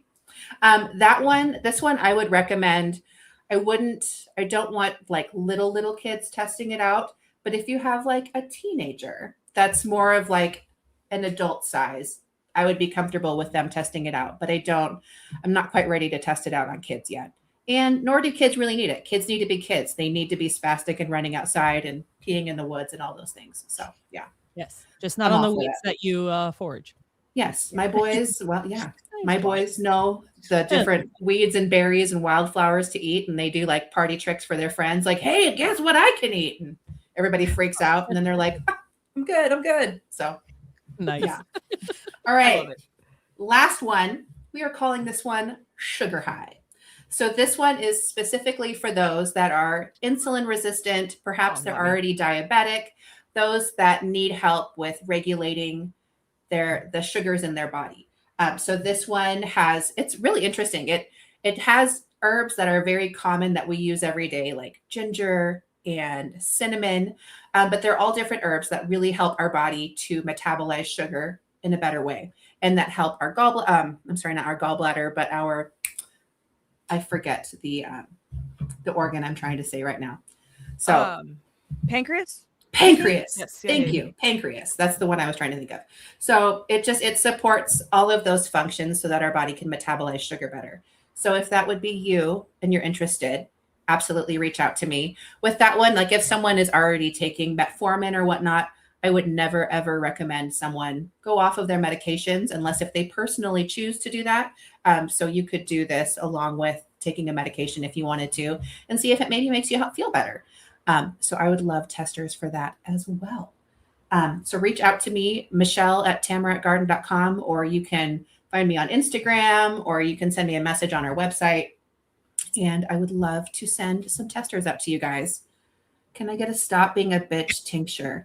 So that's actually my that time of the month tincture is definitely on that vein. The purple one. Yes. You can head to the website that time of the month. I keep this can I stop being a bitch tincture right here, right next to me all the time. Girl, I'm awesome. I'm not sure it works. It definitely works for that time of the month. I'm not does. sure it works for stop being a bitch though. No, I don't think. I think Survey the world needs, says yeah. I think the I'm world listening needs to support bitches. Bob. So I think if I made that, that would be agreed. bad. I agree with you on that. Yeah. Well said. And right. for that, I volunteer as tribute. Yes. Okay. So I've got one last thing. Those are my new tinctures coming out. I would love to have you guys as testers if you'd be interested. And then I have had requests for family sizes of things for a while now. Ashe, you requested them last time when we were at GART, and I've had lots of other people reach out too. So I have I have 6. I have family sizes of things, but I have 3 that are ready to go. We now have a family size. Can you see this? It's our sunscreen. Ooh, yeah. Because the regular ones are this size, which are kind of like a travel size. And if you've got kids, you just want to be able to slap it on them real quick. And so Yes. we've got a big guy for that. And then we also have a gigantic now, Mullen Everything and Inflame Me Not. So Also need. And that's a combo. for folks that don't know. If you know, you know. But when you combine those two salves, something magical happens. It does, yeah. Yeah, it brings blood flow to wherever that area where you need it, and then it helps to also reduce inflammation, and it helps to speed up the healing process. May speed up the healing process. I shouldn't say it does because you know. Well, when we were at Coco, I had on the first day very stupidly worn heels. And so the second day, my back, because I'm 1,000 years old, my back was like, you know, and Michelle is like, well, try this and put the Mullen on. It's Mullen and then Inflame Me, right? You put the Mullen on first. Yeah. So put the Mullen on and Inflame Me. I actually went back to her after that and was like, you need to make giant sizes of this. Like I was thinking this. Yeah. Surface area, you know, so that I can put it at, on all of the aches. So. Yeah, and they're a little bit bigger than the deodorants. I actually get these bottles from the same company where Annie gets those bottles. So these are I think the deodorants are 2 ounces. These are 3 ounces, so they're just a little bit bigger. But yeah.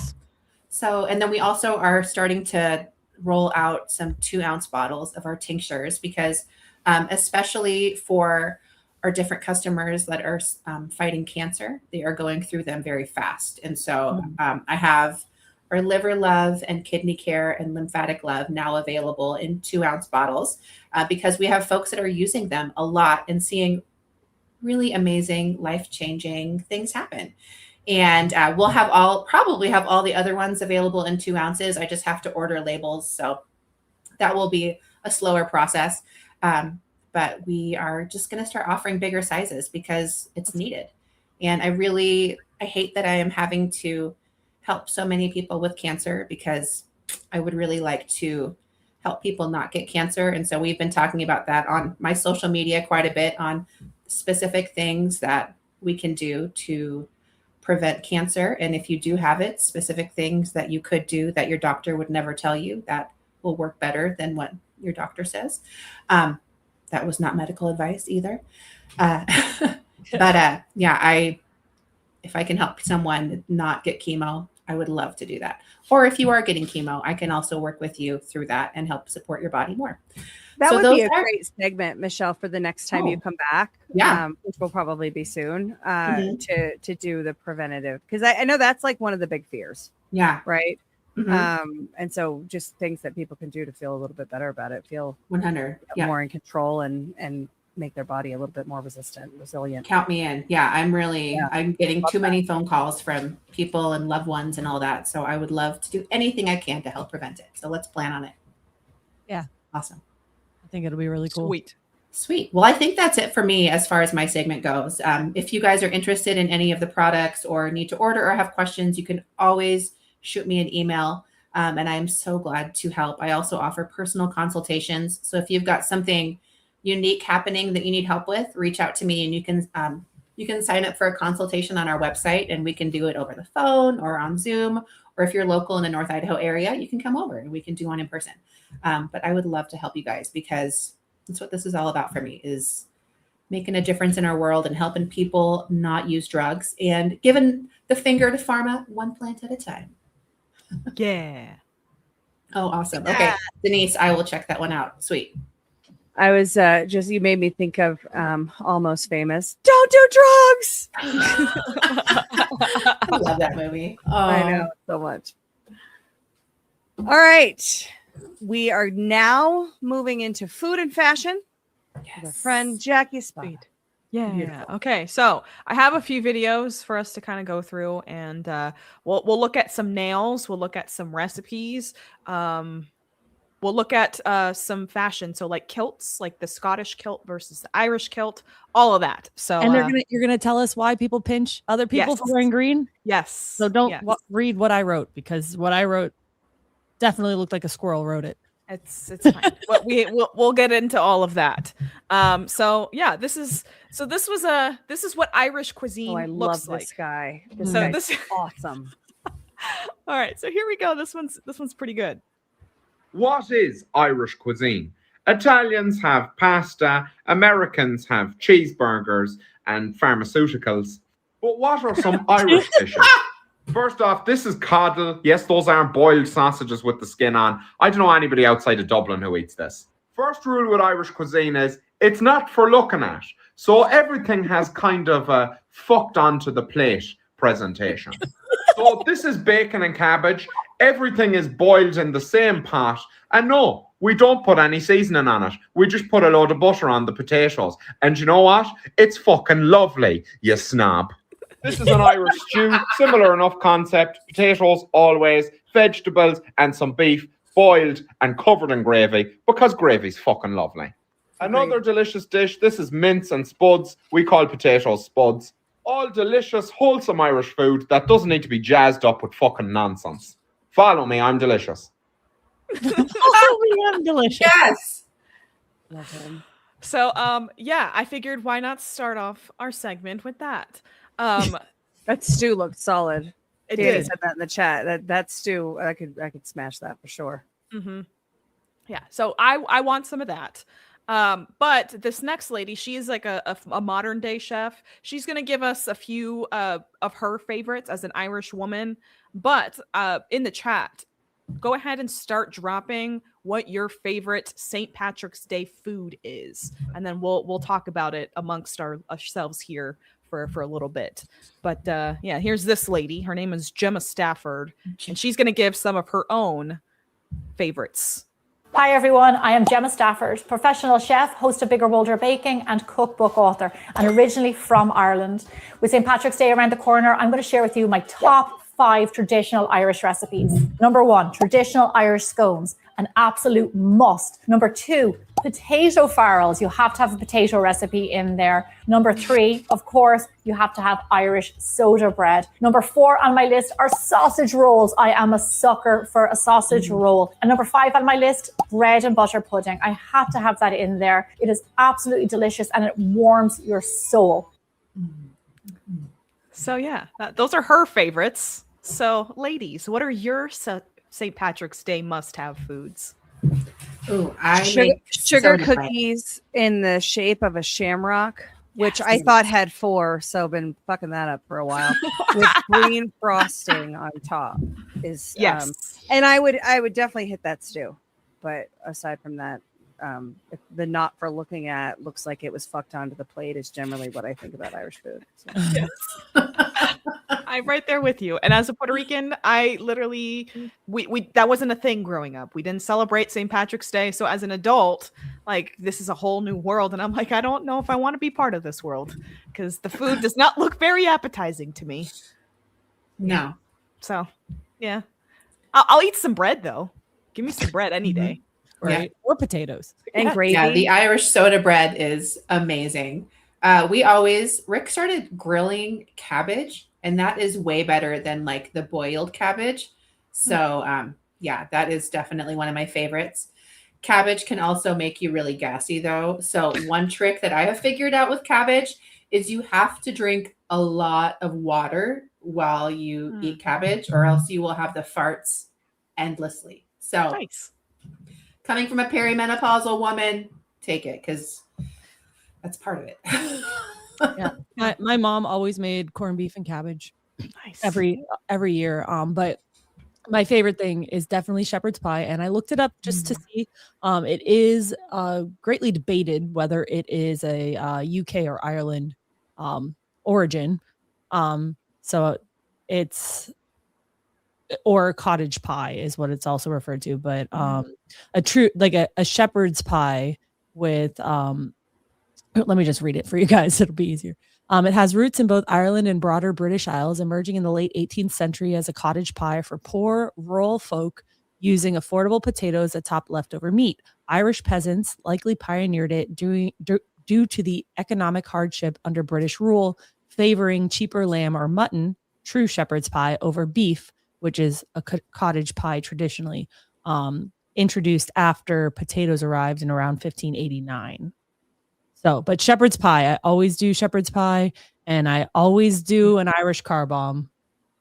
Oh, those are so good. I forgot about those. Yeah. But they're not really Irish. They're kind of like weird, like made fun of. Sort of food, though. It is kind of a meal, and anytime you're having Guinness. It's like bread in a Liberty cup, Lion.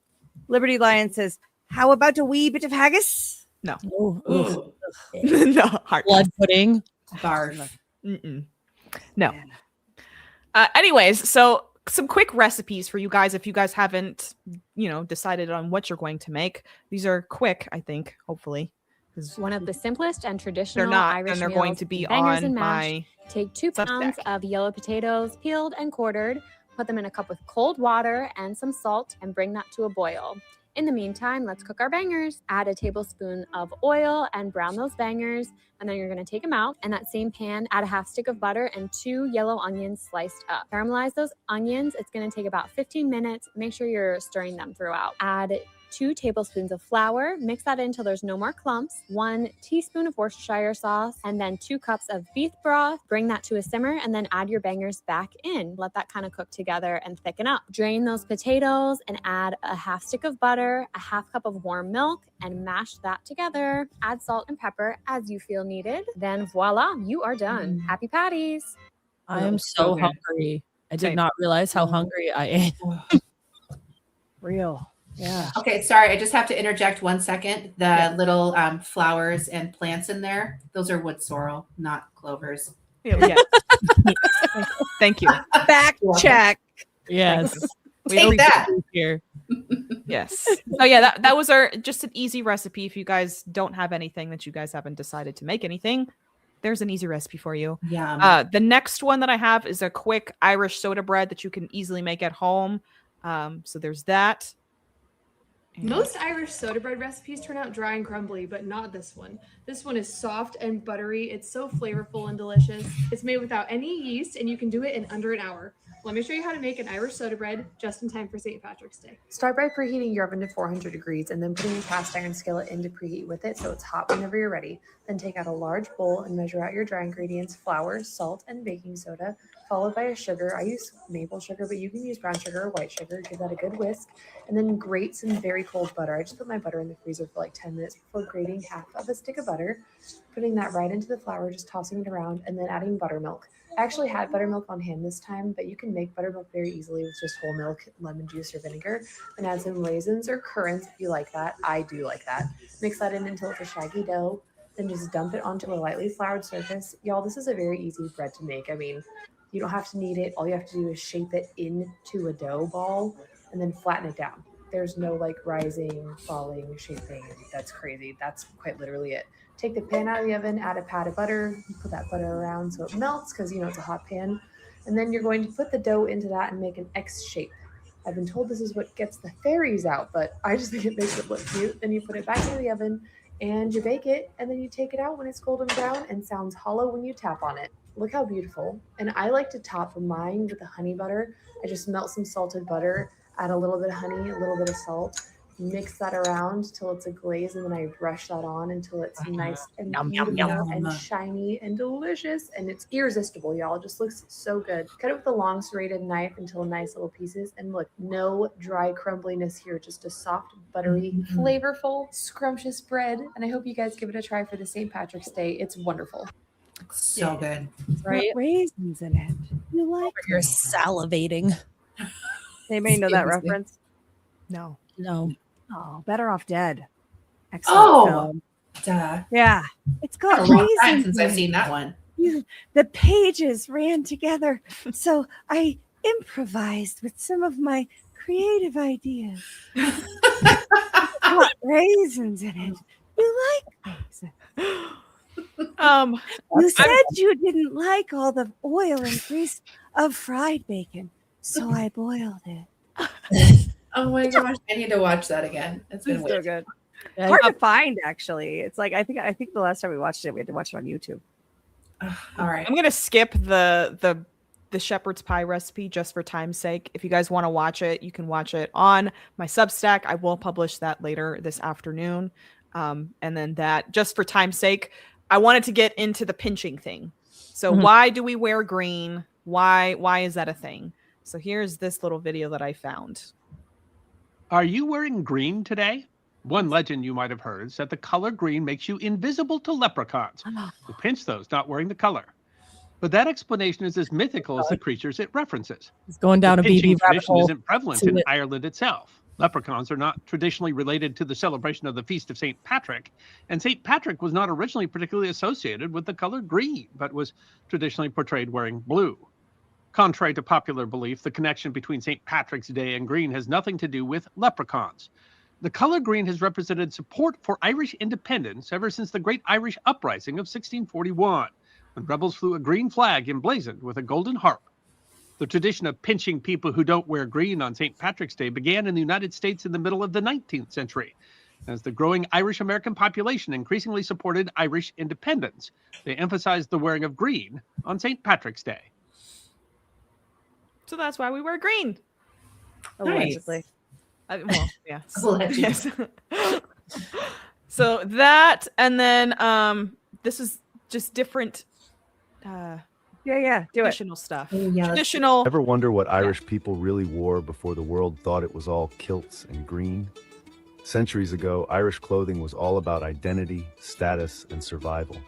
Peasants wore leinta, long linen tunics dyed with saffron for warmth and color.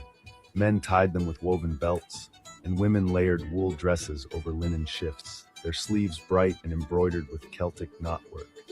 In Gaelic Ireland, your clothes told the world who you were. The number of colors you wore showed your rank, 1 for peasants, up to 7 for nobles. That's why ancient poets wrote of warriors in many colored cloaks, woven from Irish wool and dyed with herbs and berries. After the English conquest, laws tried to ban native dress. The leine and brot, the great Irish cloaks, were declared uncivilized. Yet people kept wearing them in secret, farmers, fishermen, even rebels hiding in the hills. One 18th century diary tells of an old woman in Galway who refused to give up her brot, saying, "It is the cloth of my people, and I will be buried in it." The Irish didn't just wear clothes, they wore their history. Would you still wear what your ancestors once did? Follow the Irish Remembered to keep our history alive. I like it. I thought that was super interesting. It is. Yeah. So there's that. And then the last thing that I had was the difference between Irish kilts and Scottish kilts. Because there is a difference. So what's the difference between an Irish kilt and a Scottish kilt? Construction-wise, nothing. Scottish kilts, though, are usually done according to the clan tartan, where Irish kilts are usually done by the county tartan. So that's it. That's the big difference. Cool. Interesting. In contrast to American kilts, which are non-existent. Exactly.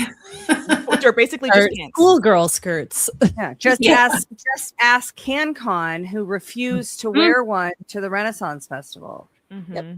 He has a real one too. It wasn't just like a Amazon buy. Like we bought it there. I mean, Spirit Halloween kilt. It was a real, very real kilt. Yes.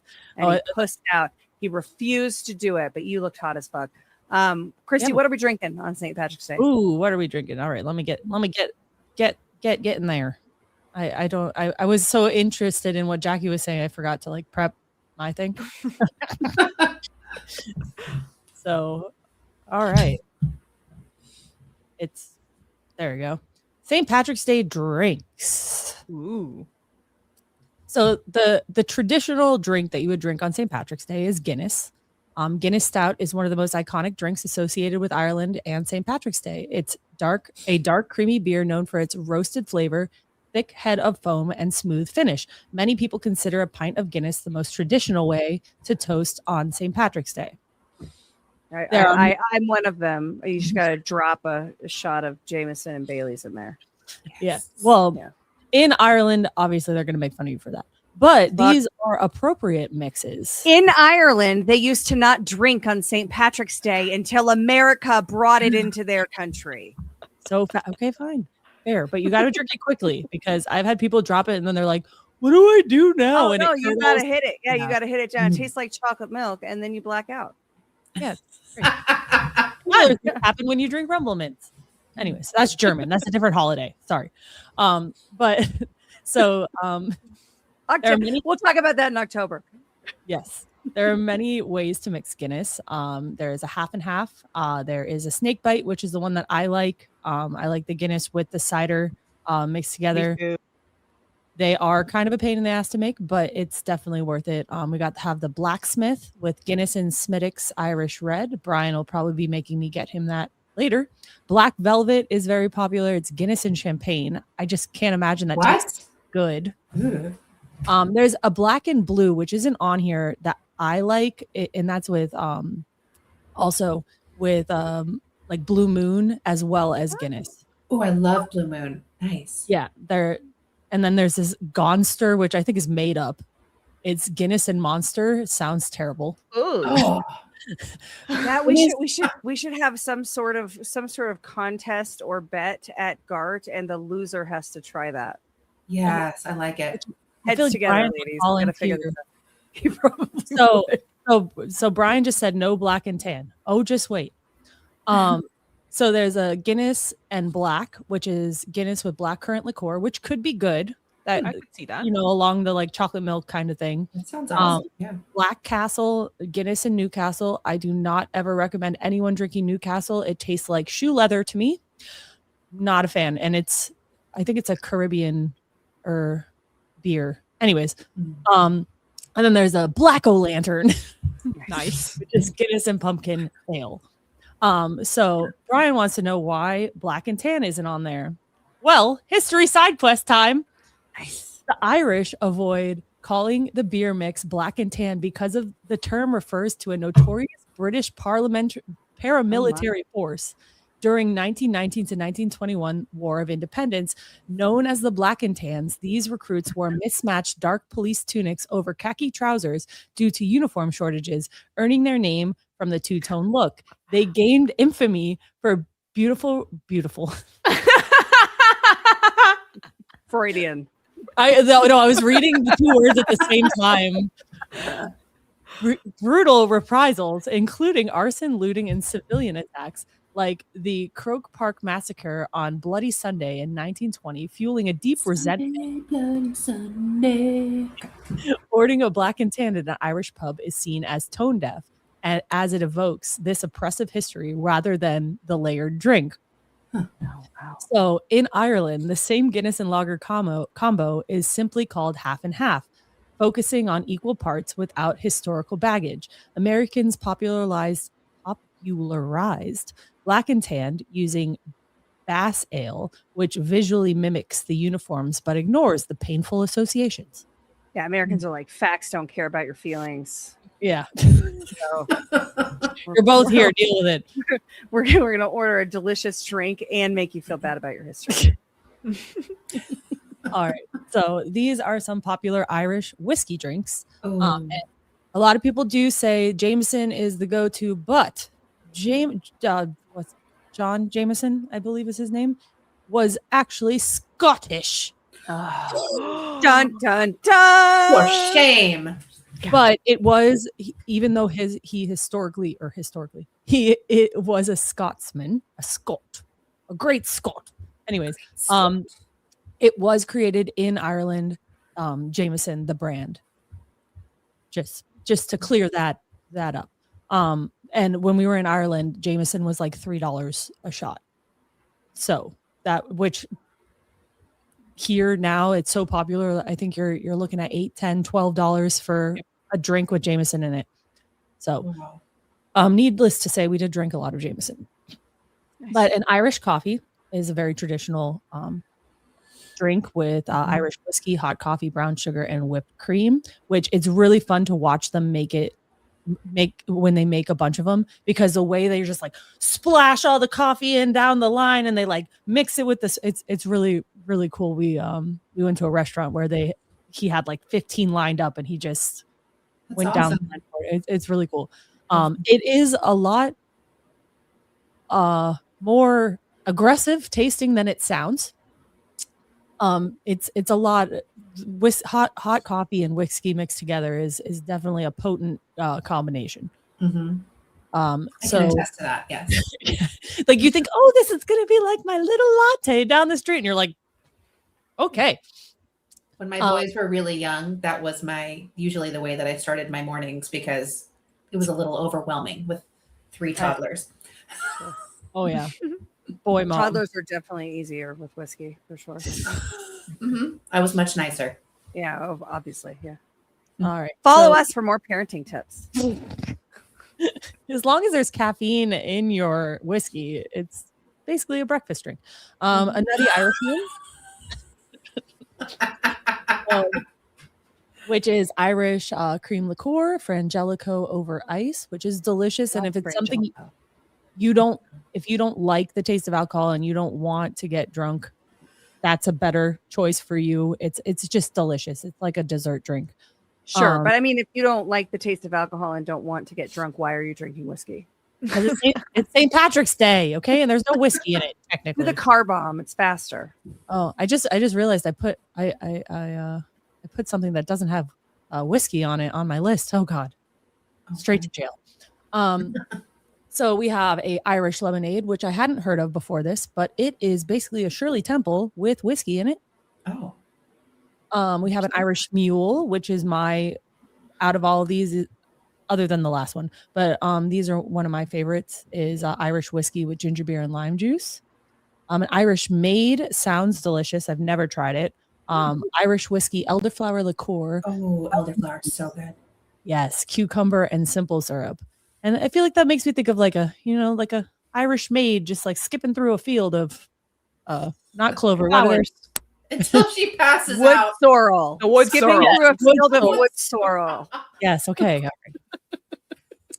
And then one of my I think it'd favorite, be pretty if she was skipping through a field of white clover. That would be beautiful. Yeah. but they're really low to the ground. Remember? You have to Maybe Which she's makes short. her all- But no. Good She's a shot. leprechaun. After she has 5 Irish maids, she's actually going to be crawling through the field. All about the harvesting at that point. Yeah. Get all down in there. And then Oh my gosh. and then an Irish breakfast shot, which I highly recommend. It's delicious. It's a great one to drink with your friends. It is butter schnapps or butterscotch schnapps, whatever the brand, butter shots. There's a bunch of brands with Irish whiskey mixed together and then a chaser of orange juice. So you take the first part and then you drink the orange juice and it literally tastes like a pancake breakfast. And if you're feeling extra, excited, you also could serve it with bacon. So you would take the shot, drink the orange juice, bite the bacon, and it tastes it's delicious. You don't need to twist my arm to add bacon. Sounds like breakfast is set tomorrow. Yeah. Right? See, and Gart there's breakfast. That protein. should be the buffet. Mrs. Bright, where you at? We're staying in an Airbnb. We could fix that at our place. Yes. Oh, there you go. Yes. All right. And then I don't know what, I think that was it. That was amazing. I thought that I had another page, but I guess not. All right. those are- Well, speaking of Irish Breakfast Bar at Gart, we will be in Nashville from April 19th to the 24th. It's going to be an absolute blast. That's from the 9th to the 12th. Did I say I was like, 24th? oh no, we booked our tickets wrong. Yeah. You said you said the 19th through the 24th.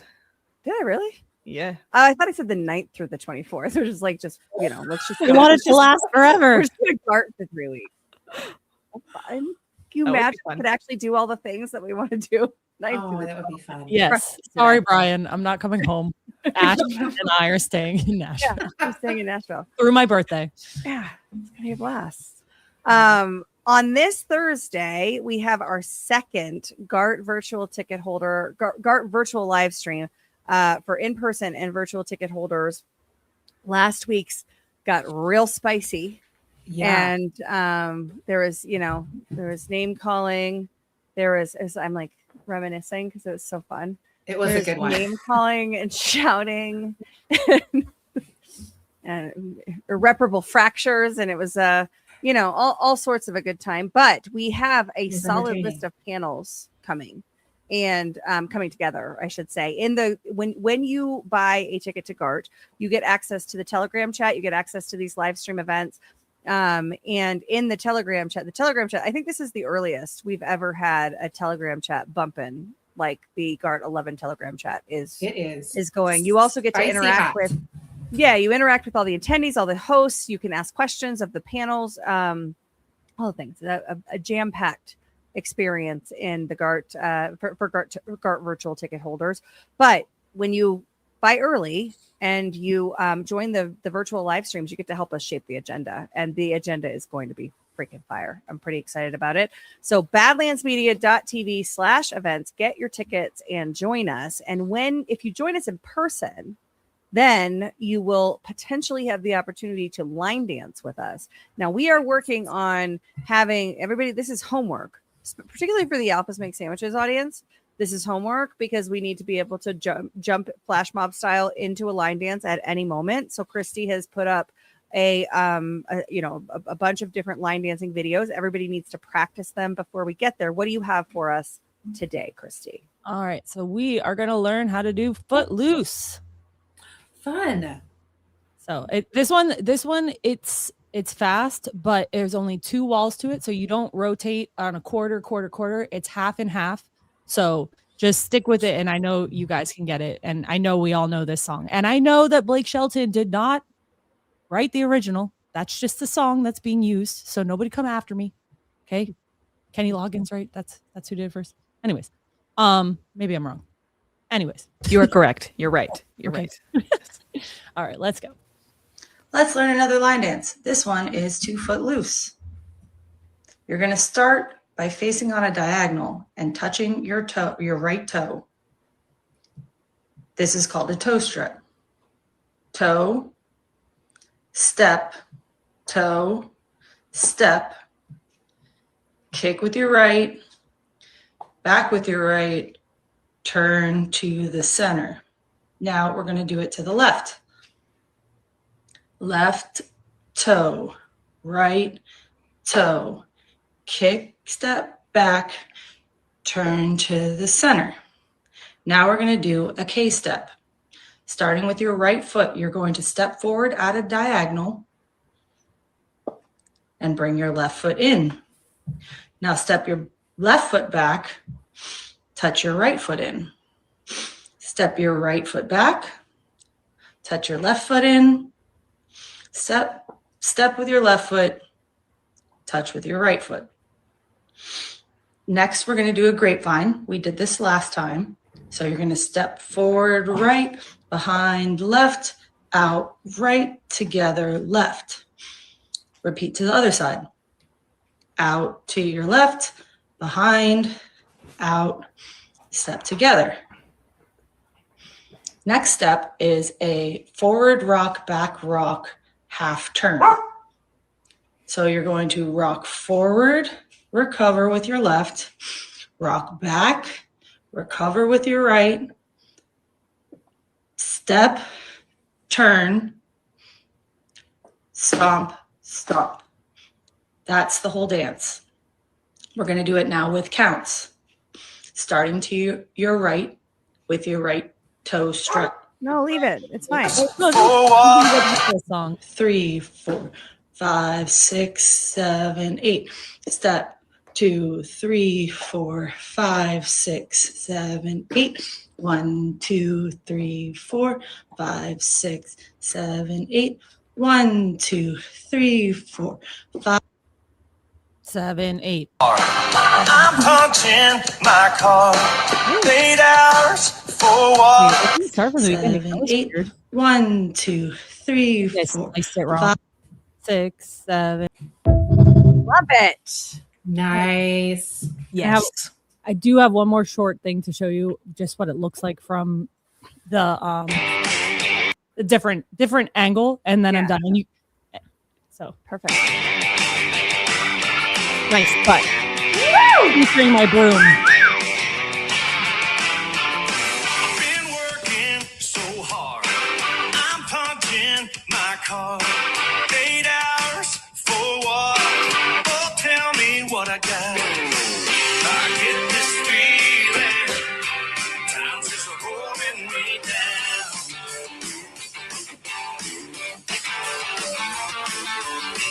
I'll hit the ceiling, or else I'll tear up this town.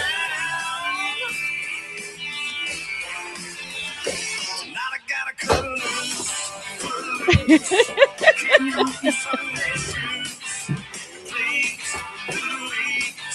So basically what I'm saying is that Awesome. there's all sorts of stuff that you can add.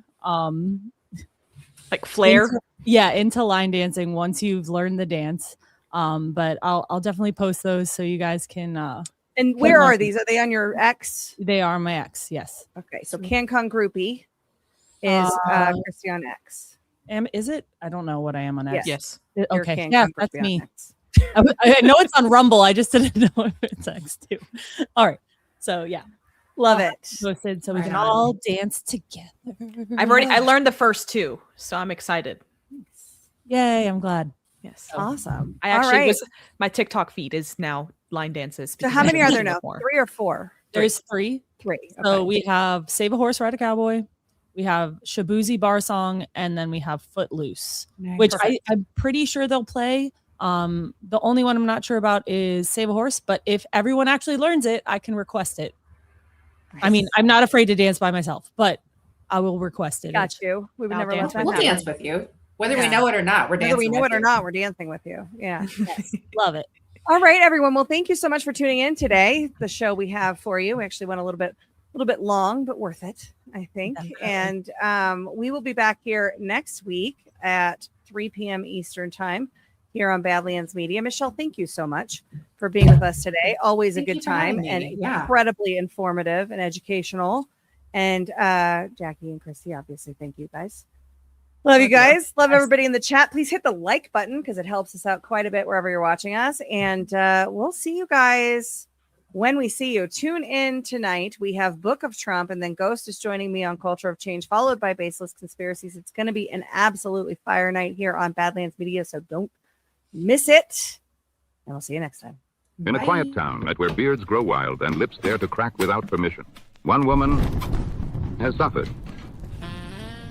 Hi, I'm Margie, and I'm Patriot's mother. But the world would come to know her by another name, Madame Margie, the moistureless. Jay came home with a lip balm. It's called Soft Disclosure. With one miraculous application, her power awakened. Within one day, my lips were healed. It was miraculous. But salvation came at a cost. For in the shadowed lands known only as Badlands, You boys at Badlands are so handsome. she saw potential. You're covering up your beautiful faces. And she made her demand, Shave them all off, or face the consequences.